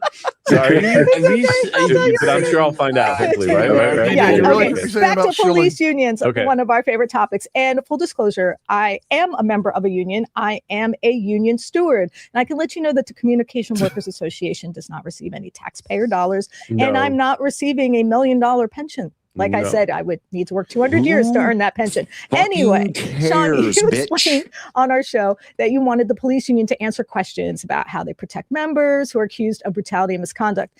One of the viewers weighed in on the power of police unions. Dave, if you don't mind putting up comment 6 for me. Okay, here we have Charles Harmon, 4159 says, regarding the police unions throughout the nation are the problem. Unlimited power and authority, the unions, qualified immunity, rampant racism and corruption. Nothing will be correct until we check this. Wow. I mean, Sean Paul, from your experience, how is bad policing a consequence of the power of police unions? So because they shield officers who engage in misconduct and brutality against accountability. That's literally they'll tell you that that's what they do. Okay, they so shield. If the they say union, buzzwords and things like, oh, we're just making sure they get due process, that they have the same rights as everybody else and everything else. I mean, that's what legal shield was supposed to be. No accountability at the end of that process, right? That's like if people would be happy if they said, oh, we're going to give due process, to immigrants, and then we're going to let them stay here. Like, people would be upset with that. See, this is why Sean will never ever debate somebody like NCR or myself or Damien, because we blow this fucking crap out of the water. Design, the division. It's dumb. I can't say that, or we can't say that, he's just talking in fucking circles. Without accountability, without body cameras, without having to take off their masks, not violate people's rights. I went to the location and flew out there to Minneapolis, where Alex Preddy was murdered, and I was at a eulogy there, and it really hit me that a man was murdered and executed by ICE, and people say, well, you should, he kicked a car 2 weeks ago and broke the taillight, and it's like, bloody filming yourself. Yes. With them in the background. Yes. That was fucking that one. That was the 3 stream event me and you did. Yeah. Like when you first started doing the whole LIA stuff, I had you come up there with me. Yeah. Because I needed somebody to talk to, because his shit was just so fucking boring of him. Oh, well, I'm going to the ICE facility. You went there at like midnight. After the protest had fucking died down. Yeah. Okay. I hate getting political when it comes to this stuff, but Sean literally does not know what the fuck he's talking about. He sees what he sees on social media. He doesn't do any actual fucking work. And he will just say these things like he's 100% correct. It's fucking disingenuous and it's disgusting. I don't get political on my channel. I don't, because I don't care what your beliefs are. I don't care if you're a libertarian. I don't care if you're communist, Democrat, Republican. I don't care. That's not my business. That's your business. All I care is if you swallow or not. Giggity. Thank you. But that going to the ICE facilities and the protest, that's what caused him to start losing fans. Yep. Because he was yelling at them when they were calling him out. I remember that. You're just a bunch of bootlickers. You're bootlickers. You're anti-American. Get off my channel. Sorry, go ahead. I want you to remember this. With what he's saying now, how he's trying to, like Lisa said, ripped off the death of Alex Preddy.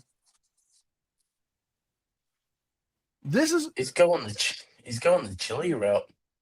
He is the fucking grifter of YouTube. Yep. The A1 community's biggest grifter right here. 100%. Desert Rat, he would never do that. He won't. He will not do that. Oh, he's got the balls to go to my comment section and insult my viewers for, disagreeing with him. But when I commented on his thread and told him, hey, come up, we'll have a debate. I'll get a neutral party. Crickets. I mean, here's the thing. I'm technically not a neutral party, but I know how to moderate a debate. I've done it many times. I would be willing to do that. I would literally be the most neutral motherfucker ever. But here's the thing. No matter what, Sean won't do it because he doesn't like the challenge. That's why he's up on these people's fucking thing for this quote unquote debate. He knew beforehand he wasn't going to get like pushback like he would from us. Because this isn't really a debate. This is just a Q&A. It's fluffing him. Yeah, it isn't a debate because there's not a single person who has an opposing view. They're all on the same side. Yeah, just let's suck off Sean. They ask him a question they ask him a comment that might actually have somebody debate him on. But then it turns back to, you're just so good at this. You're just so good at this. Give me a fucking break. Come on. You need to understand something. That is not, yes, Alex Preddy engaged in violent behavior 2 weeks before he was executed. Even if he was executed that same day, kicking a taillight is not a death sentence. We need to understand this. Yes. Wanting accountability for ICE is not pro-immigration or pro-illegal immigration. He didn't do that at that incident, though, Sean. In mind where if you criticize ICE in any way, it's now you're pro-illegal immigration, you're pro this. When I talked about judicial warrants, the differences between judicial warrants and administrative warrants, and I put this on my channel, and I got so much, blowback from my community about, but Sean, you're just trying to protect illegal immigrants. And no, I'm trying to protect you. I'm trying to protect me. No, I'm trying to protect our country. No, because there's a big difference. You cannot go into someone's house on an administrative warrant, because an administrative warrant is basically like a decree from the king. Then we'd be going back to the decree from the king where he says, that's the warrant, and then we're going to go. A judicial warrant is necessary to have a third party look at the facts of the case. I'm trying to protect everybody's rights, including illegal immigrants' rights, because whether you like it or not, they do have rights, and it was by design. And you don't have to like it, but you have to accept reality for what it is. And police unions generally in this country, but specifically in the Northeast, they are so powerful, so well funded through tax money, and they shield officers from accountability every single day. It happens all the time. And I think police unions should be abolished. Lisa, because 100% he doesn't. It's just a talking point for him. When I went, it's just a one talking time I point went to for him. police union headquarters, and they actually have a bar in there, and they offered me a beer, which is kind of funny. But when I asked Congressman Mike Lawler about ICE funding, about $70 billion, you know what he said to me? He said, do you want to abolish ICE? That was his answer to my question. Like that.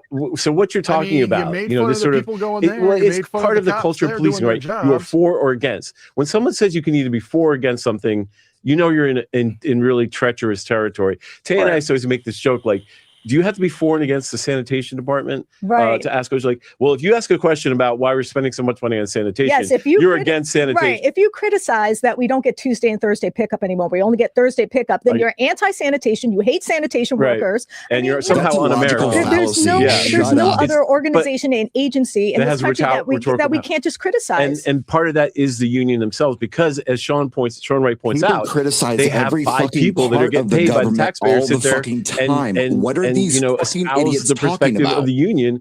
And let me tell you something, union officials have great relationships with the media. They didn't have it with me when I was covering them, but I got a lot of crap because of the media was so intertwined with the union officials on police union officials. They are so much more powerful, even more powerful than union officials for other aspects of government. There's no comparison to the power of the police union with the power of other public service unions. I mean, just as I'm sitting there chained to a desk, within hours of my arrest, before I'm released, before anything else, the New York Post has an article out. Do you think that the New York Post was just looking at? No, they made a call to somebody at the New York Post, and even they got a title change. The New York Post reporter that spoke to me when he went to my court, when he went to my arraignment, I said, why did you change the title of your second article? It was very critical of the police union because he was talking about how the video doesn't seem to, it raises questions. He said it in a very nice way too. He says it raises questions as to what the police union president stated in his original comments to the post. They changed the title of that thing to the title of that article to police union president received death threats. And I said, why did you do that? And he's, well, my first title, the police union president called my boss and he made a big stink and we had to change the title. That's how it, you want law enforcement officers to have that much power over the media, over your politicians, you in the news story money, and told the everything. truth? Because they're heroes and you want to idolize them. Is he like the editor of the Washington, the New York Post? I mean, just so people know, when Sean Ray, after the encounter, the New York Post ran very, I would say, inflammatory articles about your encounter with him, not mentioning the pension or any of the questions you were asking, but simply talking about how once your video aired, people called, which happens with any publication. When I worked for a newspaper and we published a story, people didn't like, we get tons of calls and hate mail. That's normal. That's not like you doing something. They made it seem like you had somehow corralled everyone to call. Hordes. Yeah, like that was something you had done. Like, hey, everyone, call the the police has union. Done that before, and that's extraordinary though that they have that kind of power. It really is. You know what? Let me jump forward to comment 8 because there are a few more comments I want to get to. And people, I really want to check in on this one because I'm going to try. People are going like to town about qualified immunity in the comment section in our live chat right now. And favorite topic. I think this is a really great time to discuss it. Yes. Okay. I mean, any discussion would be remiss without mentioning qualified immunity. And you know what? Let me just give a little explainer. I think everyone in our live chat, our PAR community knows qualified immunity, but just for anyone who might stumble across us, are you going to get basically qualified immunity is a legal loophole that makes it extremely difficult to sue the police. So qualified immunity was treated as sort of a threshold to give public officials immunity from violating people's rights, and that was a consequence of a law passed during Reconstruction. I think it's a 1983 part of the Ku Klux Klan Act of 1871, which was actually passed during Reconstruction to give people the right to sue again for the violation of their rights. But the qualified immunity loophole basically says you can't sue someone if the right hasn't been established, which means it has to have been put through some sort of adjudication before you can sue someone like a cop. And it has to be a case that is incredibly specific to your situation. But if it hasn't been adjudicated upon, it's going to be really difficult to sue. Yep. And I think we're not going to say it. I'm going to fucking play it. Shenanigans. Na na na na na. Shenanigans. Na na na na. Yeah. Do you want to take this one? Yeah. Go for it. Kill him. Kill her. Qualified immunity may have been established for that at the first point when it was first drafted, but it's been changed over the fucking years to now it's just for government employees to not be sued in the course of their duties. For example, if a fire rescue or an EMT responds to a call and they do chest compressions and break somebody's ribs, they cannot be charged for assault because during the course of their duty, they had to do some form of harm, but was not intentional. Okay? The cops who get in shootouts and end up shooting somebody, yes, that has to be investigated. And if it's deemed a bad shoot, they go to trial. They have qualified immunity. They can argue it. However, then the lawyers can argue it and say, no, this doesn't fall under qualified immunity. The judge makes the ruling and we go from there. It's so fucking ridiculous that they have let this thing about qualified immunity go around their community. They keep saying this, but they're absolutely fucking wrong about it. I mean, oh, Jesus fucking Christ, dude. It's literally like watching 3 morons lick a windshield. Oh, this one tastes like snozberries. Exactly. Especially the fat one in the middle.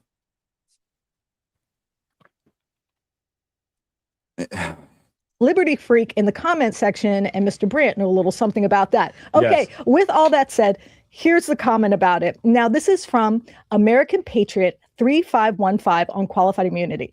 We, the people, are getting sick and tired of that document known as the Constitution being used as toilet paper by law enforcement all across this country. We need to ban qualified immunity. That would be a good start. Okay, Sean Paul, to you. How big of a problem is qualified immunity when it comes to holding police accountable? I think it's a huge problem. Again, but I don't want to minimize. I think the number one problem is the police unions. That is the number one problem. No. It's Terry versus Ohio. As things, qualified immunity is horrible, but a lot of people focus on qualified immunity. That's probably the number one thing that people who want police to be held accountable are saying: abolish qualified immunity. Get rid of qualified immunity. But even if you did, the police unions are going to run rampant. It's not going to change anything. I mean, you might be able to sue them and get some additional funds and everything, but most of the rights have been clearly established. But what some judges will do, not all, but some judges will find a wiggle room. And this is what makes qualified immunity dangerous, is that they'll take, thank you, Cicero. I appreciate you. Right? Or, any lay person would be like, well, you can film, for example, I'll give you like an example of probably what a judge could do is that, you were filming, the right to record the police on a public sidewalk is clearly established. But if you recorded them from the public parking lot, that's not clearly established. So therefore, right next to the sidewalk. So therefore, he's going to get qualified immunity. So eventually, they're going to run out of little loopholes to try and get people, because it is qualified immunity. It's not what prosecutors have, which is absolute immunity. Judges have absolute immunity. Right. So eventually, they'll run out of the little work. And I think with the workarounds, I think qualified immunity is very important. But I want to stress to everybody that the police unions and the way they operate within the political system is far more dangerous when it comes to the lack of accountability and police power. Oh, thank you. Stephen, I think there's a case that talks a lot about qualified immunity. It's the Eric Brandt and Liberty Freak case in the 10th Circuit. Maybe you want to explain. Well, like in 2021 or no, I think they actually fillet Eric Brandt now. 2019, the Eric Brandt and Liberty Freak were filming a police officer. They were filming just a traffic stop, and then a police officer drove up and got in front of them, and then he drove his car at Eric. And this is in the 10th Circuit, and I think the case was adjudicated in 2021, 2022. The initial district court said that the officer had qualified immunity because the right to film police had not been established. Now, they won that case. The ACLU joined in, even the Cato Institute joined in, Electronic Frontier joined in. So they won it, but it can show you, as you're pointing out, that sometimes, things slip through the cracks. And at that point in the 10th Circuit, the district court judges said, there is no established right to film police. And this is in 2021, 2022. Now, of course, they won, but it just shows you sometimes these things can be a little more complicated. But I do agree with you that police unions are the source and locus of power in, when it comes to policing. It's almost impossible to battle. Nikki Red nailed it on the fucking head there. I'm taking it on now, and I'm not going to stop. And I don't see an end. I think this is going to be for the rest of my career, because it's just what I've seen is just horrible, especially in my own county, and I want to bring awareness to it. But the machine is it's so big that it would take people really waking up and voting out these politicians who can end these contracts, who can, make sure there's accountability. But again, they have a propaganda arm. They have everything. They have, they're an S corp. They get paid a salary. They have expenses. They do this. It's just such a machine. And a lot of times they fund, if a police officer gets into trouble, I don't know what goes on in Suffolk County, but the police unions, like all the officers who were charged with the death of Freddie Gray, which for everyone who doesn't know, Freddie Gray was a young man who died in police custody in 2015 and set off basically an uprising here in Baltimore. But all the police officers didn't have to worry about hiring a lawyer because the police union pays for it. The lawyers for police officers who get in trouble in Maryland. I don't know how it is in Suffolk County, but they have a lawyer on 24/7 for them. If anything happens to them, they get free legal services from pretty well-paid law firms. It's not free, dumbass. And that's the second one. That's why they pay fucking dues, you twat sucker. Sorry. Okay. No, you're good. You're good, man, because they pay the dues because they get insurance from the union. The union has a better plan that might cover their family, so they pay the dues for that. They pay their dues to go towards legal representation if they get hemmed up on something. Okay? That's what their dues are meant for. It's not meant to be just hoarded and be coveted like Smaug from Lord of the Rings. Okay? Nice reference, dude. Okay? It's meant to be used when it has to be used. If that means, hey, we pay the monthly dues, part of that goes to the law firm that's going to represent us if we need a lawyer for one of our union members, that's what it means. I want to punch him so fucking bad right now, just to get common sense into him. Like, this is just fucking ridiculous. Yes, the cops basically have, damn it, Lisa, you said it right before. It's like paying your insurance premium. It's what it is. It's insurance. Dolores, I hope you have a great day. Bye, honey. And I hope you have a great rest of your day. Also, if you haven't already, please subscribe to DJ Dark Lantern. Yes, please. He's a good boy. Ruff. You keep saying that, you know what it's going to do to me, Timothy. Right? I don't know how DJ feels about that, Timothy. You're going to have to ask him when we're not on the clock here. Moist. And that's but that's the secondary, that's like the safety net. Most times in my experience, police officers get indemnified by the county or municipality. And we're going to get to that. They get you are correct. They get taxpayer-funded lawyers, and they're not getting the county attorneys, especially in Suffolk County or Nassau County, the neighboring county on Long Island. They hire $2,000 an hour attorneys, private attorneys. Yes. And I'm sure if I looked into that, I'm sure those attorneys probably donated those law firms. Absolutely. The same thing going on in Baltimore. It's a whole racket. It's a whole racket. It's a whole big club, and we're not in it. Just so people know. Yeah. It's a classic political economy. We had law firms who were getting millions of dollars from Baltimore City to handle these lawsuits. And basically, they could use that money to settle the case. Exactly. Right. But that's the thing. They would fight it. It's insane. They would spend millions. We have a municipal cap in Baltimore, in Maryland, like it's 500,000 or 900,000, and they would spend more money defending than just. Might as well just pay it out. They would spend $5, $6, $7 million just to defend a lawsuit. They'd eventually pay out. But instead of just paying it out, I think they wanted to run up the billable hours, which is to your point, right? You have the law firms getting involved, making millions and millions of dollars. The politicians getting donations. Mm-hmm. It's pretty nice business, right? And nice work. The amazing thing about it that you point out, I think that people don't understand, is if you mess up, the more mistakes you make, the more lucrative it is. In our city, after the Justice Department investigated our police department and found the Department of Justice found that we practiced unconstitutional and racist policing for like a decade, the police department got $70 million to fix the issues. Yep. Tons of consultants, like you said. That was the first thing that happened. They were handed millions more dollars. 70 million, and it just went to all sorts of extracurricular activities, which eventually ends up in the pockets of the union. Yeah, absolutely. You know what? Let me grab comment 9 because I think it's an interesting one because it kind of is a dig at me and Steven. There's someone who thinks we shouldn't even be talking to you, Sean Paul. Dave, can you put up comment 9 and I'll read it?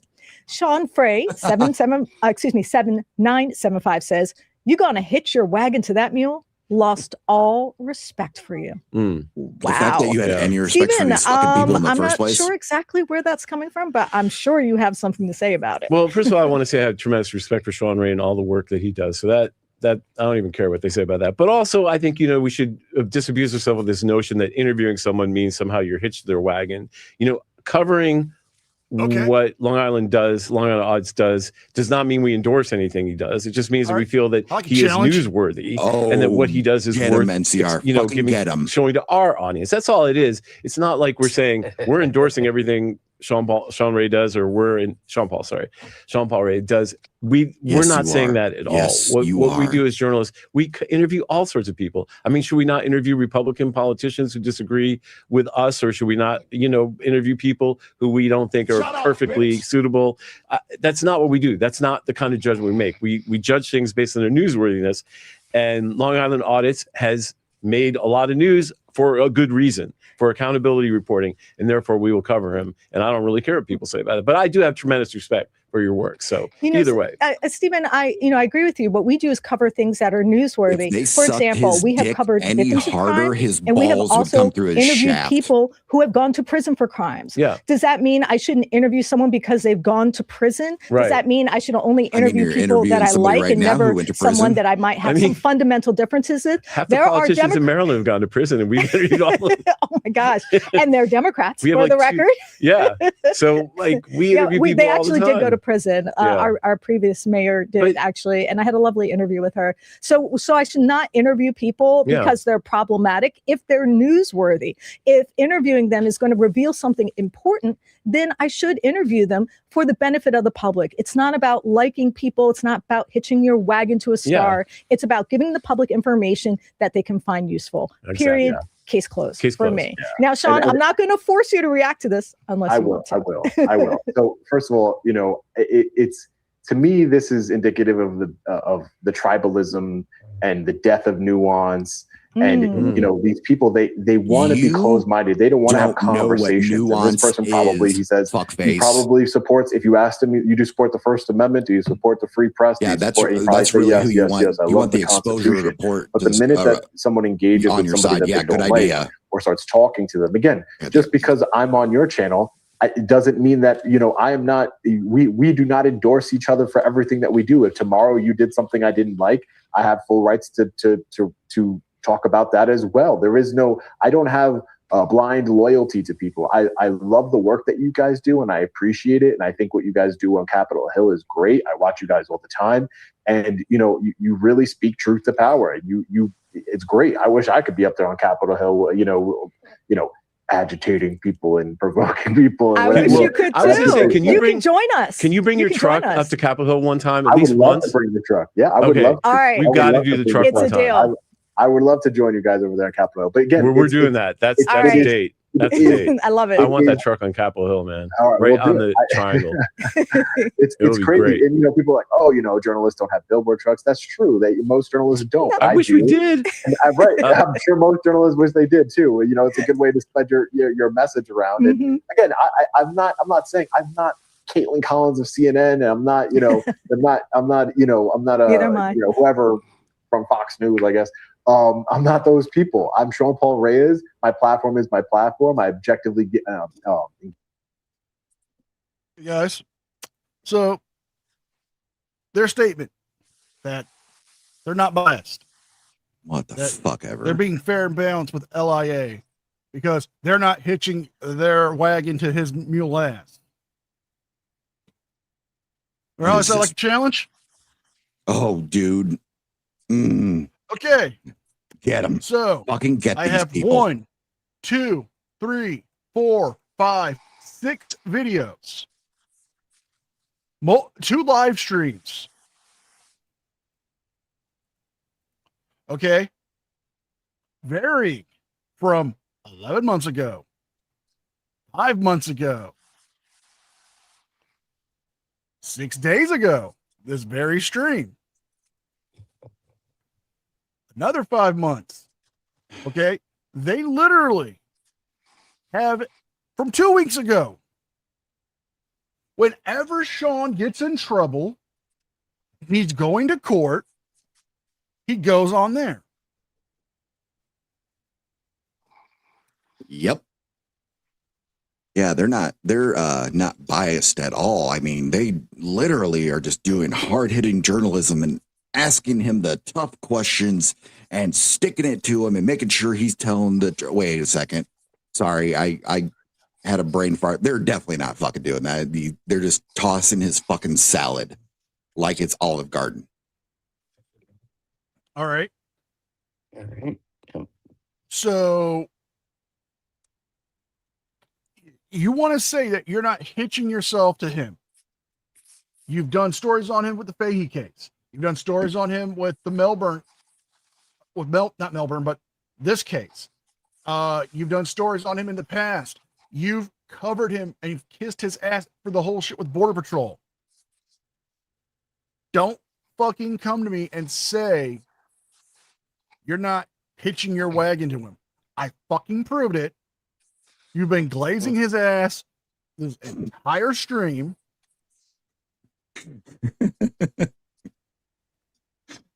Phrasing. If you don't want to say you're biased or you're too fucking scared to do it, I will help you. Amen, brother. Amen. You at the Real News Network are biased. You might talk about political things, and that's fine. But when it comes to your policing and anti-cop stuff, police accountability, you are clearly anti-cop and you won't even fucking hide it. Just admit to it. That's all I ask. That's all I'm asking. Admit to it. Engage in journalistic activities. I objectively exercise my First Amendment right. And again, if you want to call it advocacy journalism, opinionated journalism, yeah, I have opinions, and I don't hide that. I mean, nothing. I talk about things that interest me and interest my audience, and I think that me building platforms. That's not true, because they have come at you before about the shit you've done. And at this point, probably 1 billion views, 500 million, 600 million on YouTube alone. You know, these are matters of public interest that people want to see. People are very passionate about it. Whether, you know, I get death threats, I get, you know, people are passionate on the other side too. People threaten to kill me, threaten to kill my, my family. There's a lot of things that go into this, and it's sad to see that people can't have conversations anymore. Like, even if we were totally different, I would still come on your channel. I invited Lou when the body camera footage comes out this Sunday on my channel, this Sunday morning at 10 a.m.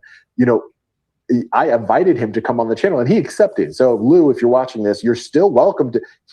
I think that he is a despicable thug with a badge, but I would bring him on my channel so that way I can debate him. Absolutely. But he would never come. He says it on the body cam. Yeah, I'll come on your channel. Yeah, let's do it.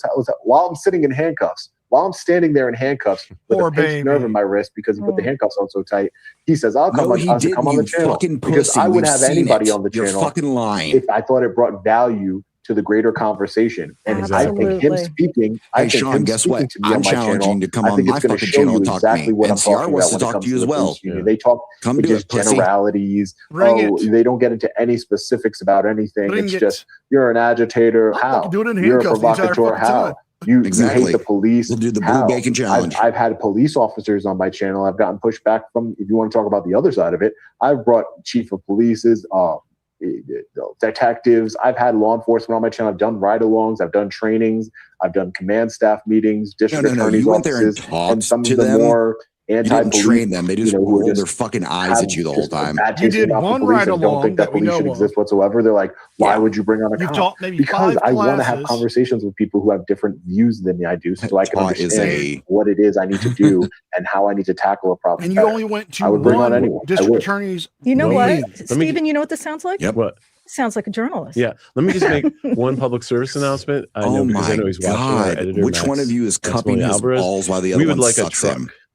So just put that on our budget, because I'm jealous of Sean. I want to show up at Capitol Hill with a truck. So, you can use my truck. We will definitely collaborate. And you were coming down with that truck. Absolutely. And he might be in jail, so you might want to. We have to do a collab. We have to do it. I would love to do it. That's how it works and everything. August 11th. And I just want to shout out some of the people in the buddy. comments. First off, hi, Car Thief News. Thank you. And also, I want to say hello to Rights Crispy. Hello, another wonderful cop watcher out there. We still have Joe Cool out there, Hippie Auditor out there. I think I even saw John Felix. I don't know if I hallucinated it, but I'm almost positive I saw the John Felix out there. And I just want to like Joe Cool. I mean, I know. I know. As a matter of fact, when you were on DMA, do you have a DVD next to you? Oh, yeah. You know what? Why don't you show that DVD? If people are interested in learning a little bit more about cop watchers, there is something you can watch. It's called I Am But the Mirror. The Story of American Cop Watching. Story of American Cop Watching. Lacey Arnoldi D. If you wouldn't mind dropping the link in the comments, it's on Fossum. It's an amazing documentary where we followed cop watchers, and in particular, a very controversial one, for several years. And we share their story. We share the story of how we learned about cop watchers, their just lives. About some of the topics we talked about tonight too. A lot of the things it's okay. A lot of the things that we touched on tonight. It's a very personal and intimate. Yeah, sorry, that was a little loud. We need to see if we can find a digital version of that and rip it the fuck apart. Why? Because here's the thing. I can save us the time and headache having to track it down and watch it because it's going to essentially be blah, blah, blah, blah, blah. Cops are bad, blah, blah, blah, blah.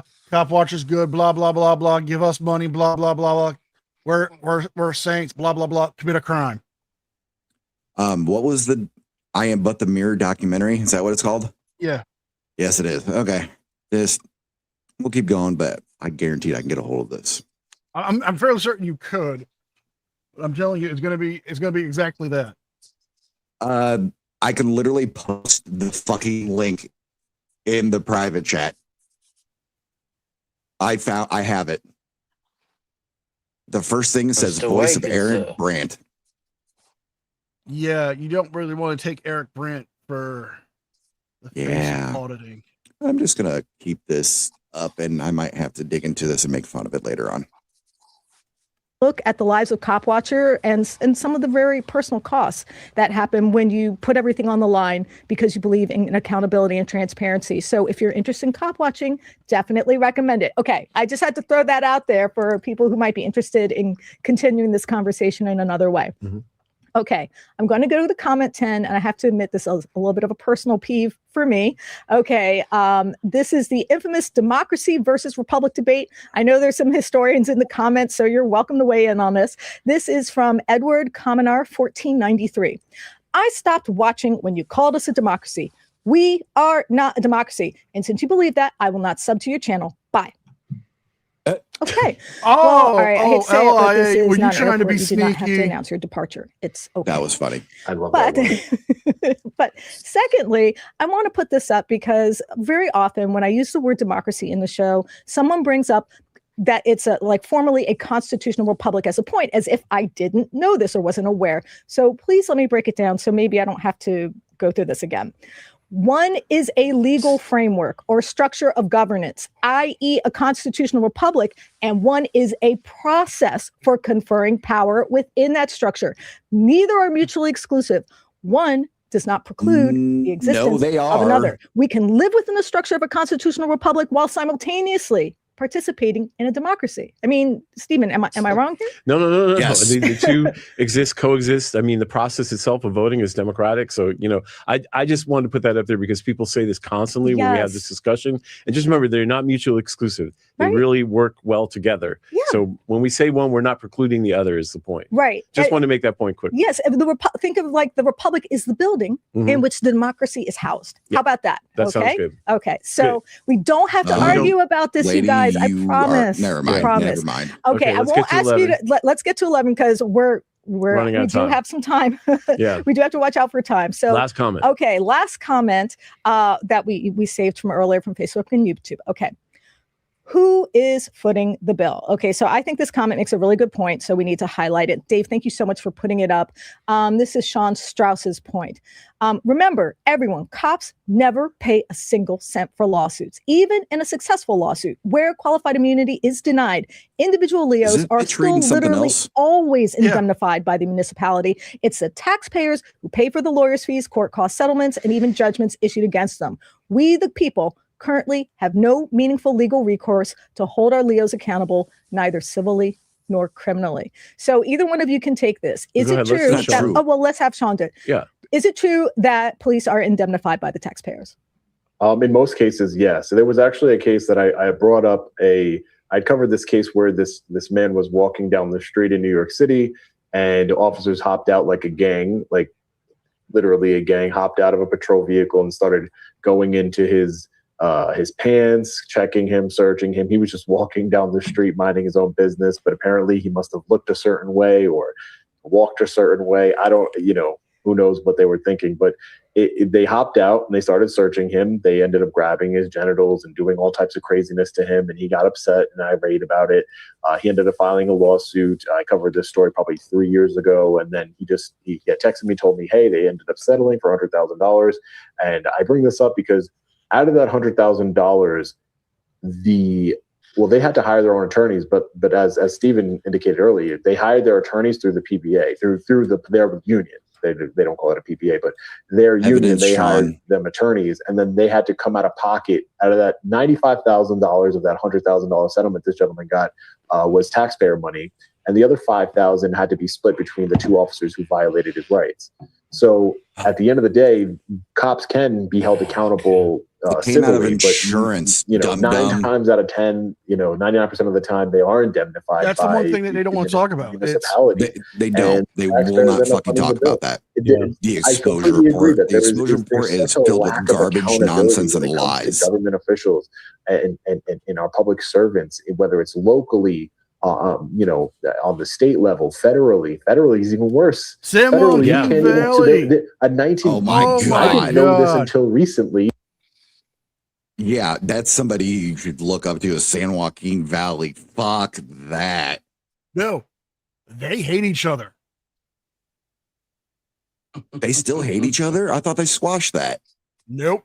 They still hate each other. No shit. San Joaquin Valley hates LIA still. Wow, I thought they got that beef was gone a while ago. Oh no, that shit's still going. Nice. Like you know why they hate each other? Wasn't it over? Weren't they having a discussion or some shit on a live stream, and he didn't fucking agree with what LIA was saying? It was that, and it was the fact that San Joaquin Valley called LIA out. Fair. He called him out. He's like, you do not help out any other auditors. You only care about you. You don't care about the movement. You don't care about the cause. You only care about you. I don't see you out there trying to help out any other young auditors get into the game. You want to be the only one in New York. Yep. Yeah, he's right though. Like everybody has called him out for that. They've hated each other. He fucking rage quit that. And when he was on DMA's live stream in San Joaquin Valley, showed up. Yes. He wouldn't fucking talk. He would just fucking mean mug the camera. Well, because he's a petulant fucking child. Look at him. He's a child. It's because of the apology letter he wrote. Nikki, nice. Yeah, he got caught on that too. Yep. This is something about LIA I fucking hate. It's his hypocrisy. It's his fucking lies. Oh, it's huge. I've never been convicted of any of the things I've been arrested for since I've been auditing. If you took a plea deal, that's a fucking verdict. That's something you took the plea deal saying, yeah, I'll plead guilty or no contest to doing this. You had to pay the fines in Danbury. You had to write the apology letter to Hartford. Love that apology letter. You had to do community service. You're about to go to jail. Yes, he is. And I can't fucking wait. I'm going to make sure this fucking happens for him to go to jail. So, it's happening. Yeah. Hey, do it. Do it.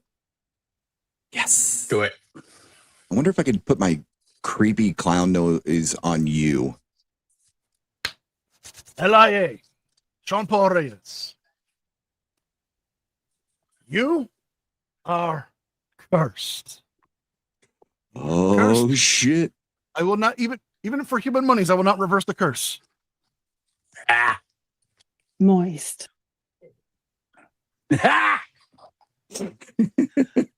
Yes. Again. When I was unlawfully detained by Border Patrol and they went and cut open my suitcase, searched my vehicle, deleted the video from my phone. Thankfully, it was my recently deleted, put me in a jail cell. You cannot sue the federal government under the 1983 civil rights but you tried to grift money for they're not named as a state actor. It's not federal actors. So you can file what's called a tort claim, which is that's for actual damages. Like I could have filed a tort claim for the damage they did to my suitcase, right? But you can't. There's fucking Leroy. It's almost impossible to hold the federal government accountable. So it goes all the way, and you can't. The lack of opportunities we have, and the lack of avenues, I should say. No one else is attempting to prevent a complete erosion of our constitutional rights. Misconduct what is basically nothing because they have unlimited money because it's our money. It's our money. They have unlimited money. We can just pay out lawsuits because it's our money. And even Insurance if, companies, even if the federal government, they print the money, so they literally have unlimited money, and the state governments, they can't print money, but they have a lot of it, especially places like New York, Maryland, all these where there's I'm pretty sure that's a lot of money to be able to spare. They factor this in, and they say, well, Valley, you know what it is, and it goes away. The person gets their money, and they move on, and there's never any accountability. You know, if it came out of the law enforcement officers' pockets, law enforcement is supposed to be, right? This is what they tell you, to hold people accountable for their criminal actions, is to enforce the law and the criminal justice system. And again, I'm not remember everybody go back and their view, but hit the like, subscribe, and comment on this live stream. What was that, Damien? Go back a few seconds and see if we can pause it when he's doing those crazy eyes. That would make an excellent meme. They're saying the criminal justice system is supposed to stop people from committing crimes, not only the individual that's being charged with the crime, but it's supposed to serve as a deterrent to society as a whole, to say, hey, you can't do this because this will happen to you the same way it happened to this guy. But in law enforcement, when there's no accountability for the individual officer, that breeds a lack of accountability across the whole department and across the police as a whole. And because they know that, hey, I can do this. Just recently, somebody was charged with a crime for using flock cameras to stalk their girlfriend. And the IA investigator who investigated him was arrested as well for doing the same thing after he did it. So that means there's accountability, you fucking numbnuts. It breeds more misconduct, and it's unfortunately, unless we change up, unless we get the right politicians in there, public servants, to legislators, executive in the executive branch. If you want to see a big banana in his mouth, I got you as well. I mean, it's really interesting. I want to make this point before we wrap things up, because Sean had one of the first times we saw Sean was when his encounter with Sergeant Matt Fahey, Damon's character from Connecticut State Trooper. That seemed like his overtime was a little excessive for someone who worked at a desk and then retired with a pension. And I've been doing some digging on it, and it turns out that the couple thousand retired state troopers cost Connecticut taxpayers $110 million a year to fund their pensions. And we started looking at some of the, last couple of years, because the last couple of years is what defines your salary. So what happens is that they start collecting a lot more overtime, and therefore their final average pay goes up, and therefore their final average pension becomes larger and more lucrative. And I think the point is in what you're saying is that, you are really attacking like the crux of the matter, in the sense that this is real dollars. I mean, $110 million a year to fund the pensions for a couple thousand people is really an extreme use of resources in a country that purports not to be able to pay for healthcare for average working citizens. Right? This is real money that keeps getting tossed around. When we looked at the budget for Suffolk County, it was like $1,400 a year for each household to fund police. I mean, think about that. So we are talking about hundreds of millions of billions of dollars being funneled into one organization that represents a very... Has anyone... Go ahead. Go for it.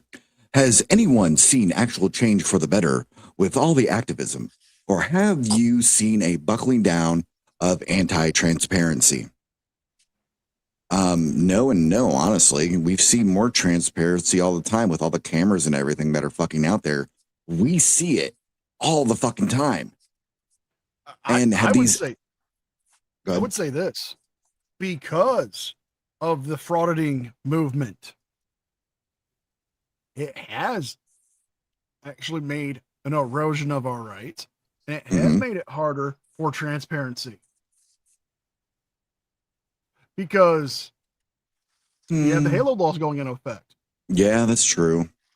But you could still have transparency with that, though. I understand that, but the thing is, they're saying, these Halo laws are designed to stop transparency. No, it's designed to stop you morons from interacting on traffic stops. Yes. Okay. I can go to JC News now, pull up a video of him interfering with a traffic stop that he has no business on. Yep. I can pull up videos from Floyd, from Glenn, Wrights Crispy, Oh yeah, definitely. Rogue Nation. I Direct D when he was doing the cop watching. Eric Brandt's channel, Auto the Watchdog. Easy Regan. Watchdog. Regan. Chili. Craig Hendry. And LIA does it too. I mean, I can keep naming them. I can keep naming them all day long, and I can pull up at least one video off their channels, or a video that was covered by somebody showing them interfering. Very small number of people, and hundreds of billions of dollars not going to pay for people's health care or for child care or for whatever, for education, you name it. So this is not a minor, this is a kind of a crux issue. And I think, Sean, as you point out, these people are really the warriors on behalf of the oligarchy. So yeah, I just want to make that point, because that money struck me, $110 million. What could we do with that?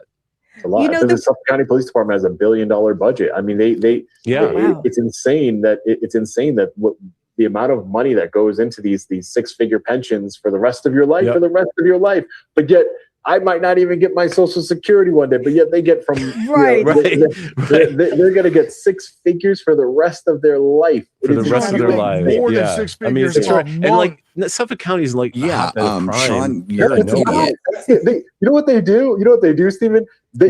Again, I like the rank and file people of Suffolk County. I do. People I'll probably get chewed up for that. I like the rank and file officers because I think they're pretty cool guys. But it's the system, the police union, the administration. But what they do is they hide behind firehouses and just sit there all night long and just hang out. That's what they do. Right. Meanwhile, collecting $100,000 a year. Right. Yeah. No, $200,000, $300,000, $400,000, $500,000 a year. That much. I mean, Suffolk County is like Stony Brook University. It is about the money. They want the money. They don't want anybody else to have the money. $1 billion. What's going on there? They want the power.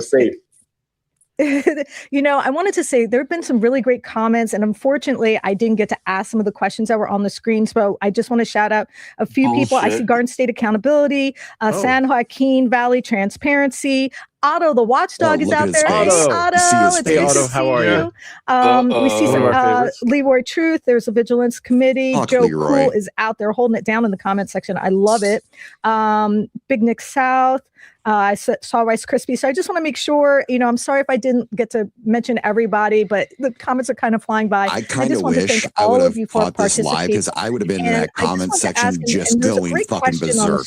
Oh, I would have too. Whether or not they want to know. It would have been bad. Do you think that this kind of cop watching, this kind of auditing, this kind of First Amendment activism, do you think it's making a difference? And that was a question. I'm so sorry. The name flew by too fast but I want you to know out there, whoever's in the live chat, that was a great question. Making a difference by entertaining Sean, I just want to us. ask you, do you think it's making a difference?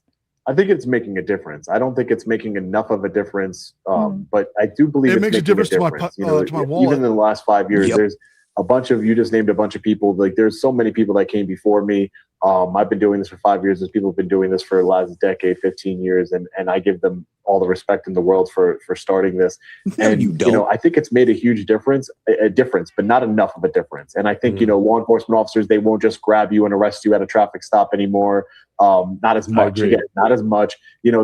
I've noticed that when I walk into a public building now, most people they're like, oh, they know what you're doing and everything else, and they treat you with respect and just the basics that should have been happening from day one. Be there. They don't want to be famous online, or infamous, I should say, online. So I think all of us together have really accomplished a lot, and I think my platform is really branching out into actually like investigating in particular mayors, just like Leroy Truth, or others out there who are focused on one person or one organization. Leroy's name. Leroy because I feel like over the last 5 years, I've been stretched out, and I feel like I've failed my county. Again, I'm proud, born and raised resident of Suffolk County, Long Island, and I feel like I failed my county by not taking this police union head on from the start.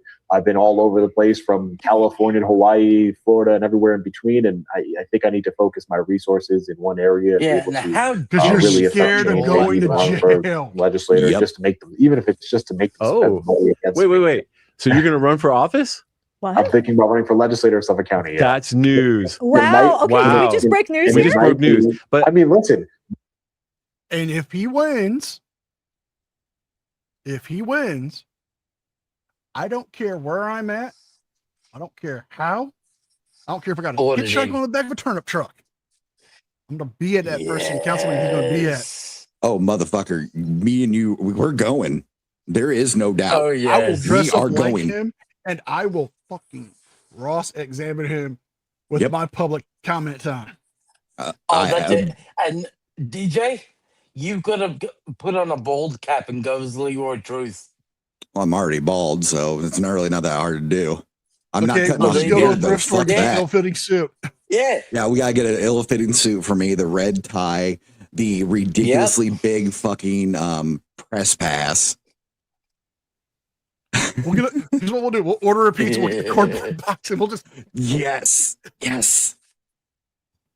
And we will fucking live stream it. 100%.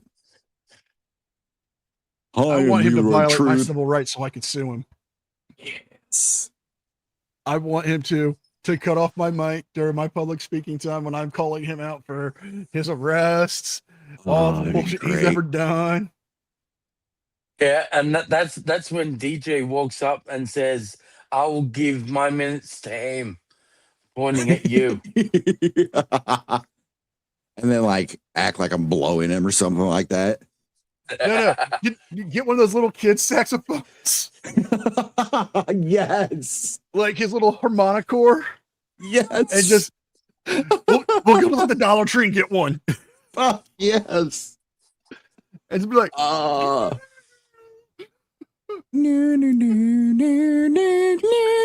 and just oh god, dude. Like, is it bad that I kind of hope he wins that just so we can go fuck with him? I know. Caruso. Caruso, my man. There have been others in here. Oh, yeah. Yeah, all these screenshots, I guaranteed Cicero is grabbing them, and they are fucking getting dropped in my Discord right now. Have fun. Hey Cicero. What was that word you kept saying that live stream? DJ? Moist. That one. My legislator, I looked it up. He won with 8,000 votes. So, I mean, oh my god, my audience of 1 million. You got this in the is like 75,000. So 8,000. Get out to vote, people. Come on, vote. Whoever supports the police union support, vote the opposite. I don't care if it's a Democrat or a Republican. Whoever the police union supports, vote for the opposite of that person. Just whatever it is. Oh my god, that's a solid platform. That's a solid platform. We are covering your campaign beginning to end. I also want to. One thing I want to say, I got the billboard truck already. It's going to be great. You're already halfway there. Taya's from Long Island. My family's from Long Island. Several of our other coworkers, we have a very strong Long Island. We're Long Island strong here at the Real News. So just so you know, we're in solidarity with you on Long Island. Absolutely. Absolutely. I spent summers in Stony Brook in Suffolk County, so I know how quiet it is. Yeah. Okay. Last question. By the football team.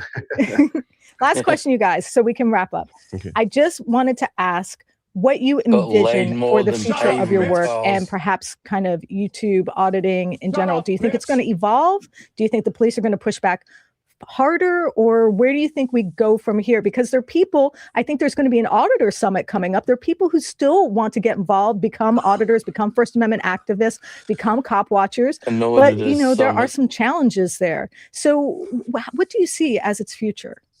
Yeah, I'm familiar with the 1A auditor summit that's supposed to be held next year.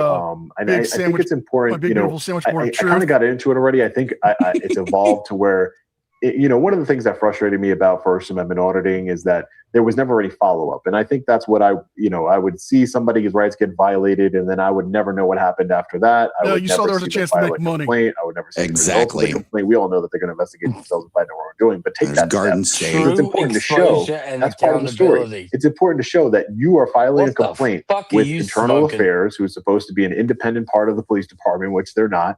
And it is important to show that they're going to unsubstantiated. When your own eyes tell you exactly what happened, they will lie to you straight to your face. And I think it's important for follow-up. And I think more and more, I'm starting to investigate more into like an investigative journalism kind of phase where, I'm looking at the numbers and looking at the papers.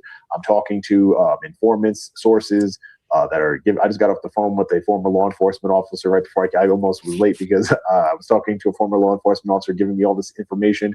And it's important to evolve what you're doing and to be passionate about it. And I think that, moving forward, I think, people like Leroy Truth, there are so many others out there that have really changed when it comes to actually focusing on particular issues and really digging into those issues, because recording in public spaces is very important. Recording law enforcement or traffic stops is very important because it shows you what happens when, power is challenged in any little way. These people with their ego, when you challenge their ego, I was arrested by Lucivilla because I said you're such a tough it's guy. you interrupting. Let's be real, not because I broke the law, doing their because business. I went there asking questions about how his bad shit happens to cops all the time. They are attacked, they're knifed, they're shot at all the fucking time. Imagine you when are you see those people, you see these grifter and a videos liar.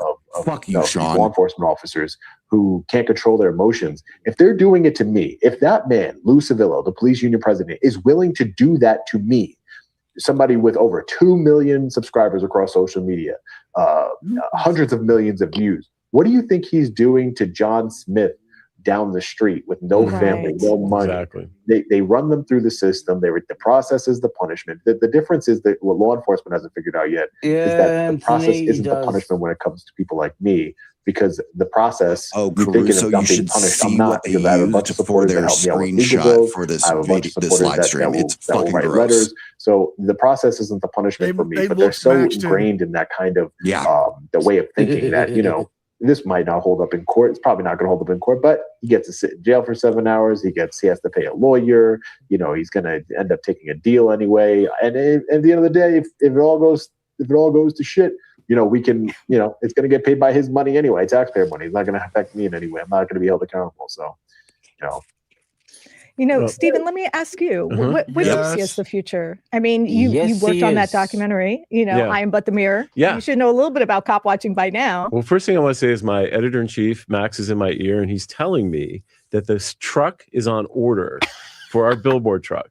So, yes, I've been informed. I wanted to break that news that we will have the Tay and Stephen billboard truck in operation shortly. They bitch and complain about billionaires spending their money, creativity but they won't say anything to Sean about buying this. Journalists, we have a little high priest sort of feeling about us. Bureaucratic. We can be a little bureaucratic and a little full of ourselves. Yep. And people like Sean come in and say, well, I've got a whole new way of approaching this, billboard truck included. And I think that creativity is what flows from cop watchers, because, they went out as Sean, and they're evolving, right? Sean says, I used to first film cops. Now I'm investigating overtime and going through public records and making record requests and following up. It's like we're watching a whole new sort of journalism emerge. Not at all. And I think what's great about cop watchers is they challenge the orthodoxy of what we do, which has a lot of orthodoxy in it and a lot of assumptions we make about the aesthetics of it, how it should be done. And Sean says, no, I'm going to do it this way. And actually, it's really effective and kind of very similar to what we do, but it kind of gives us a new way of looking at it. I mean, I have learned a tremendous amount from the cop watching auditing community as a journalist myself, who's came from a very conventional background. You're a I worked for a idiot. newspaper, if anyone knows what that is. I'm not sure if people are familiar with them, but they used to be delivered in your mailbox. And so I myself have said, wow, that's a really cool way of approaching this. Or wow, I never thought of that. Or just exposing things like now that I'm looking into the Connecticut State pension system, thanks primarily to Sean and his encounter and what happened with Sergeant Page. So I think it's a great way, a catalyst for journalism to change and evolve and adopt to an audience where audiences are, which is on YouTube and Instagram and places where Sean is quite popular. So yeah, it's a good thing for all of us. I'm looking forward to driving that truck. Stephen, that's such a great point. I mean, in a way, you're kind of making me think that it's not as much about, the future of cop watchers, but are journalists going to become more like cop watchers? Are we going to become, more independent, more creative, more untethered from institutions, which, can be controlling? We're very fortunate as independent journalists that work for a nonprofit org to let you know if we get 5 views on this or 5 million views on this, we don't get a single nickel more. We're a nonprofit org. We don't run any ads on our channel. So literally we can report on what we want. So we are so lucky to be independent in that way. And I think cop watchers and the power that they show, you can still say whatever the fuck you basically want. A regular person. This has been going on for like an hour and 21 minutes. Holy shit. And they're still just sucking him off. Yeah. like another almost 10 minutes. Yeah. 16 minutes. Do you guys want to keep going with this, or do you want to just jump to the last bit of the glazing? Because just jump. Yeah, just jump it. I can't stand any more these two blowing him. it looks like they're just going Yeah. So yeah, I actually do have that documentary he's talking about, and I'm going to watch it, and I might fucking go over it. It's quite a shot. That's pretty cool. Sean Paul, we have to thank you so much for your time. We took up more of it than we should have. So I apologize Thank for you so that. much. We really appreciate you so much, your work, your willingness to speak about it, and your very singular insights into government accountability. And we look forward to speaking to you again soon and going to Washington, D.C. with you. Love it. Can't wait. All right. You're going to Washington, D.C. with him? Thank you so much. Thank you. You as well. Take Thank care. you. Okay, Stephen. Yeah. Okay, Steven, I just need to wipe myself. That's a horrible false space to land on, or somebody was to take a screenshot. It's already been done. I guarantee it. For My name is you, Jeff. Anthony. My name Jeff. My name Jeff. Literally, like, it's like these two fuckers work at Krispy Kreme the way they glaze this motherfucker. Now, I'm going to end the poll. Giggity. So, out of 59, oh my God, I want that so fucking much. Oh, shit. Yes. Yeah, man. You come up to the land down under and you come challenge the Greek Adonis. That is Guido Hatsis. That would be amazing. I will roundhouse kick you into oblivion, Skippy the kangaroo boy. Oh my God. Not even the sticky tip can fix you. Do not laugh, my friend, because I'm going to have to roundhouse kick him so hard that even the skin pit chicks are going to be like, Guido, that's too much, but we'll still throw ourselves at your nudity. You do that way too well. But after 59 votes, 29% of the people said yes, this was going to be a fair and balanced by the Real News Now. 71 said no. Those 71 were correct. And those 29 were trolls. Or they didn't know what the yes and no part meant before they fucking made their vote. All right. So, seeing as you guys were here from the start. Yep. And, while we're here, I wonder if I can. Yeah, Anthony. Oh, Jesus Christ. Look at the looks maxing they did to him.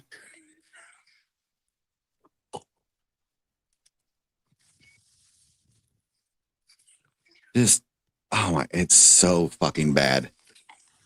Like, literally, they have him in the background of that picture and they do this fucking picture.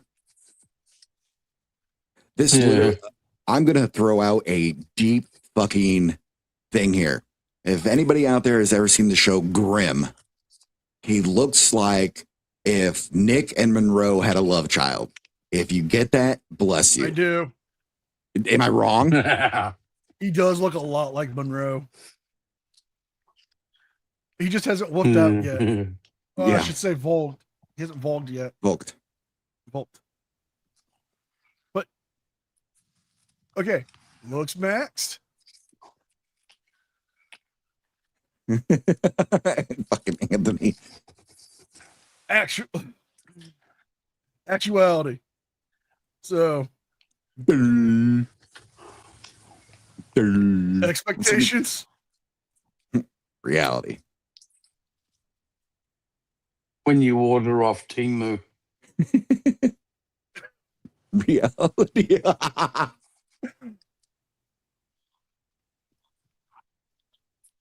I use potty like a big boy.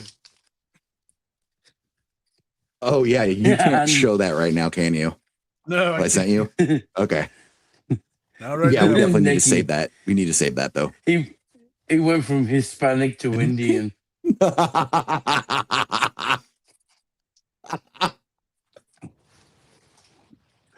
All right.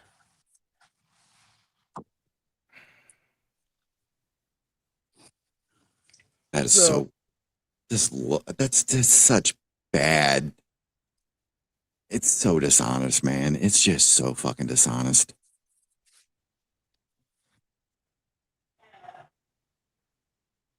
Let's get our final thoughts in. Oh, this should be good. I'm gonna start with you, DJ. They blew him so hard that it's literally like the scene from the first Scary Movie where the dude's like, he basically melted into himself because he released all the fluid. That's basically what it is. They didn't challenge on anything like they said they were going to. They didn't, like give him the hard hitting questions. No, they're like, yes, Sean, you're right. Like fucking seals. Let me it was ridiculous. You with my friend here. It is so dishonest, so fucking gross. They cannot call themselves true journalists. No, fuck that noise. Damien, your thoughts?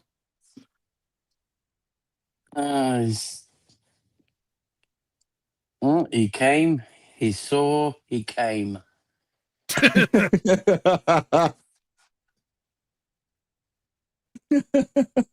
That's fair. I'm going to put it this way. I said this was going to be an ass kissing session. I misquoted it. This was beyond ass kissing. This was you went to Las Vegas and you paid that high end call girl like the diamond card. You gave her your black card and said it has an unlimited balance. Just bill me for everything. That's actually, damn, that's actually really good. I mean, they call this a debate. It's not a debate. It was a Q&A. They didn't ask him any hard-hitting questions. They coddled him. They kissed up to him. They are not journalists. They could not set aside their bias to ask actual questions. Yeah, I've seen harder hitting questions on Dora the Explorer. The Wiggles were better journalists than those two. Yep. Because at least the Wiggles, they taught us about the color blue. And why we should wash our hands before we eat. That's very sick. That's very, very, very fair, sir. So on that note, folks, we're going to end it. I did pop something in the chat. Of course you did.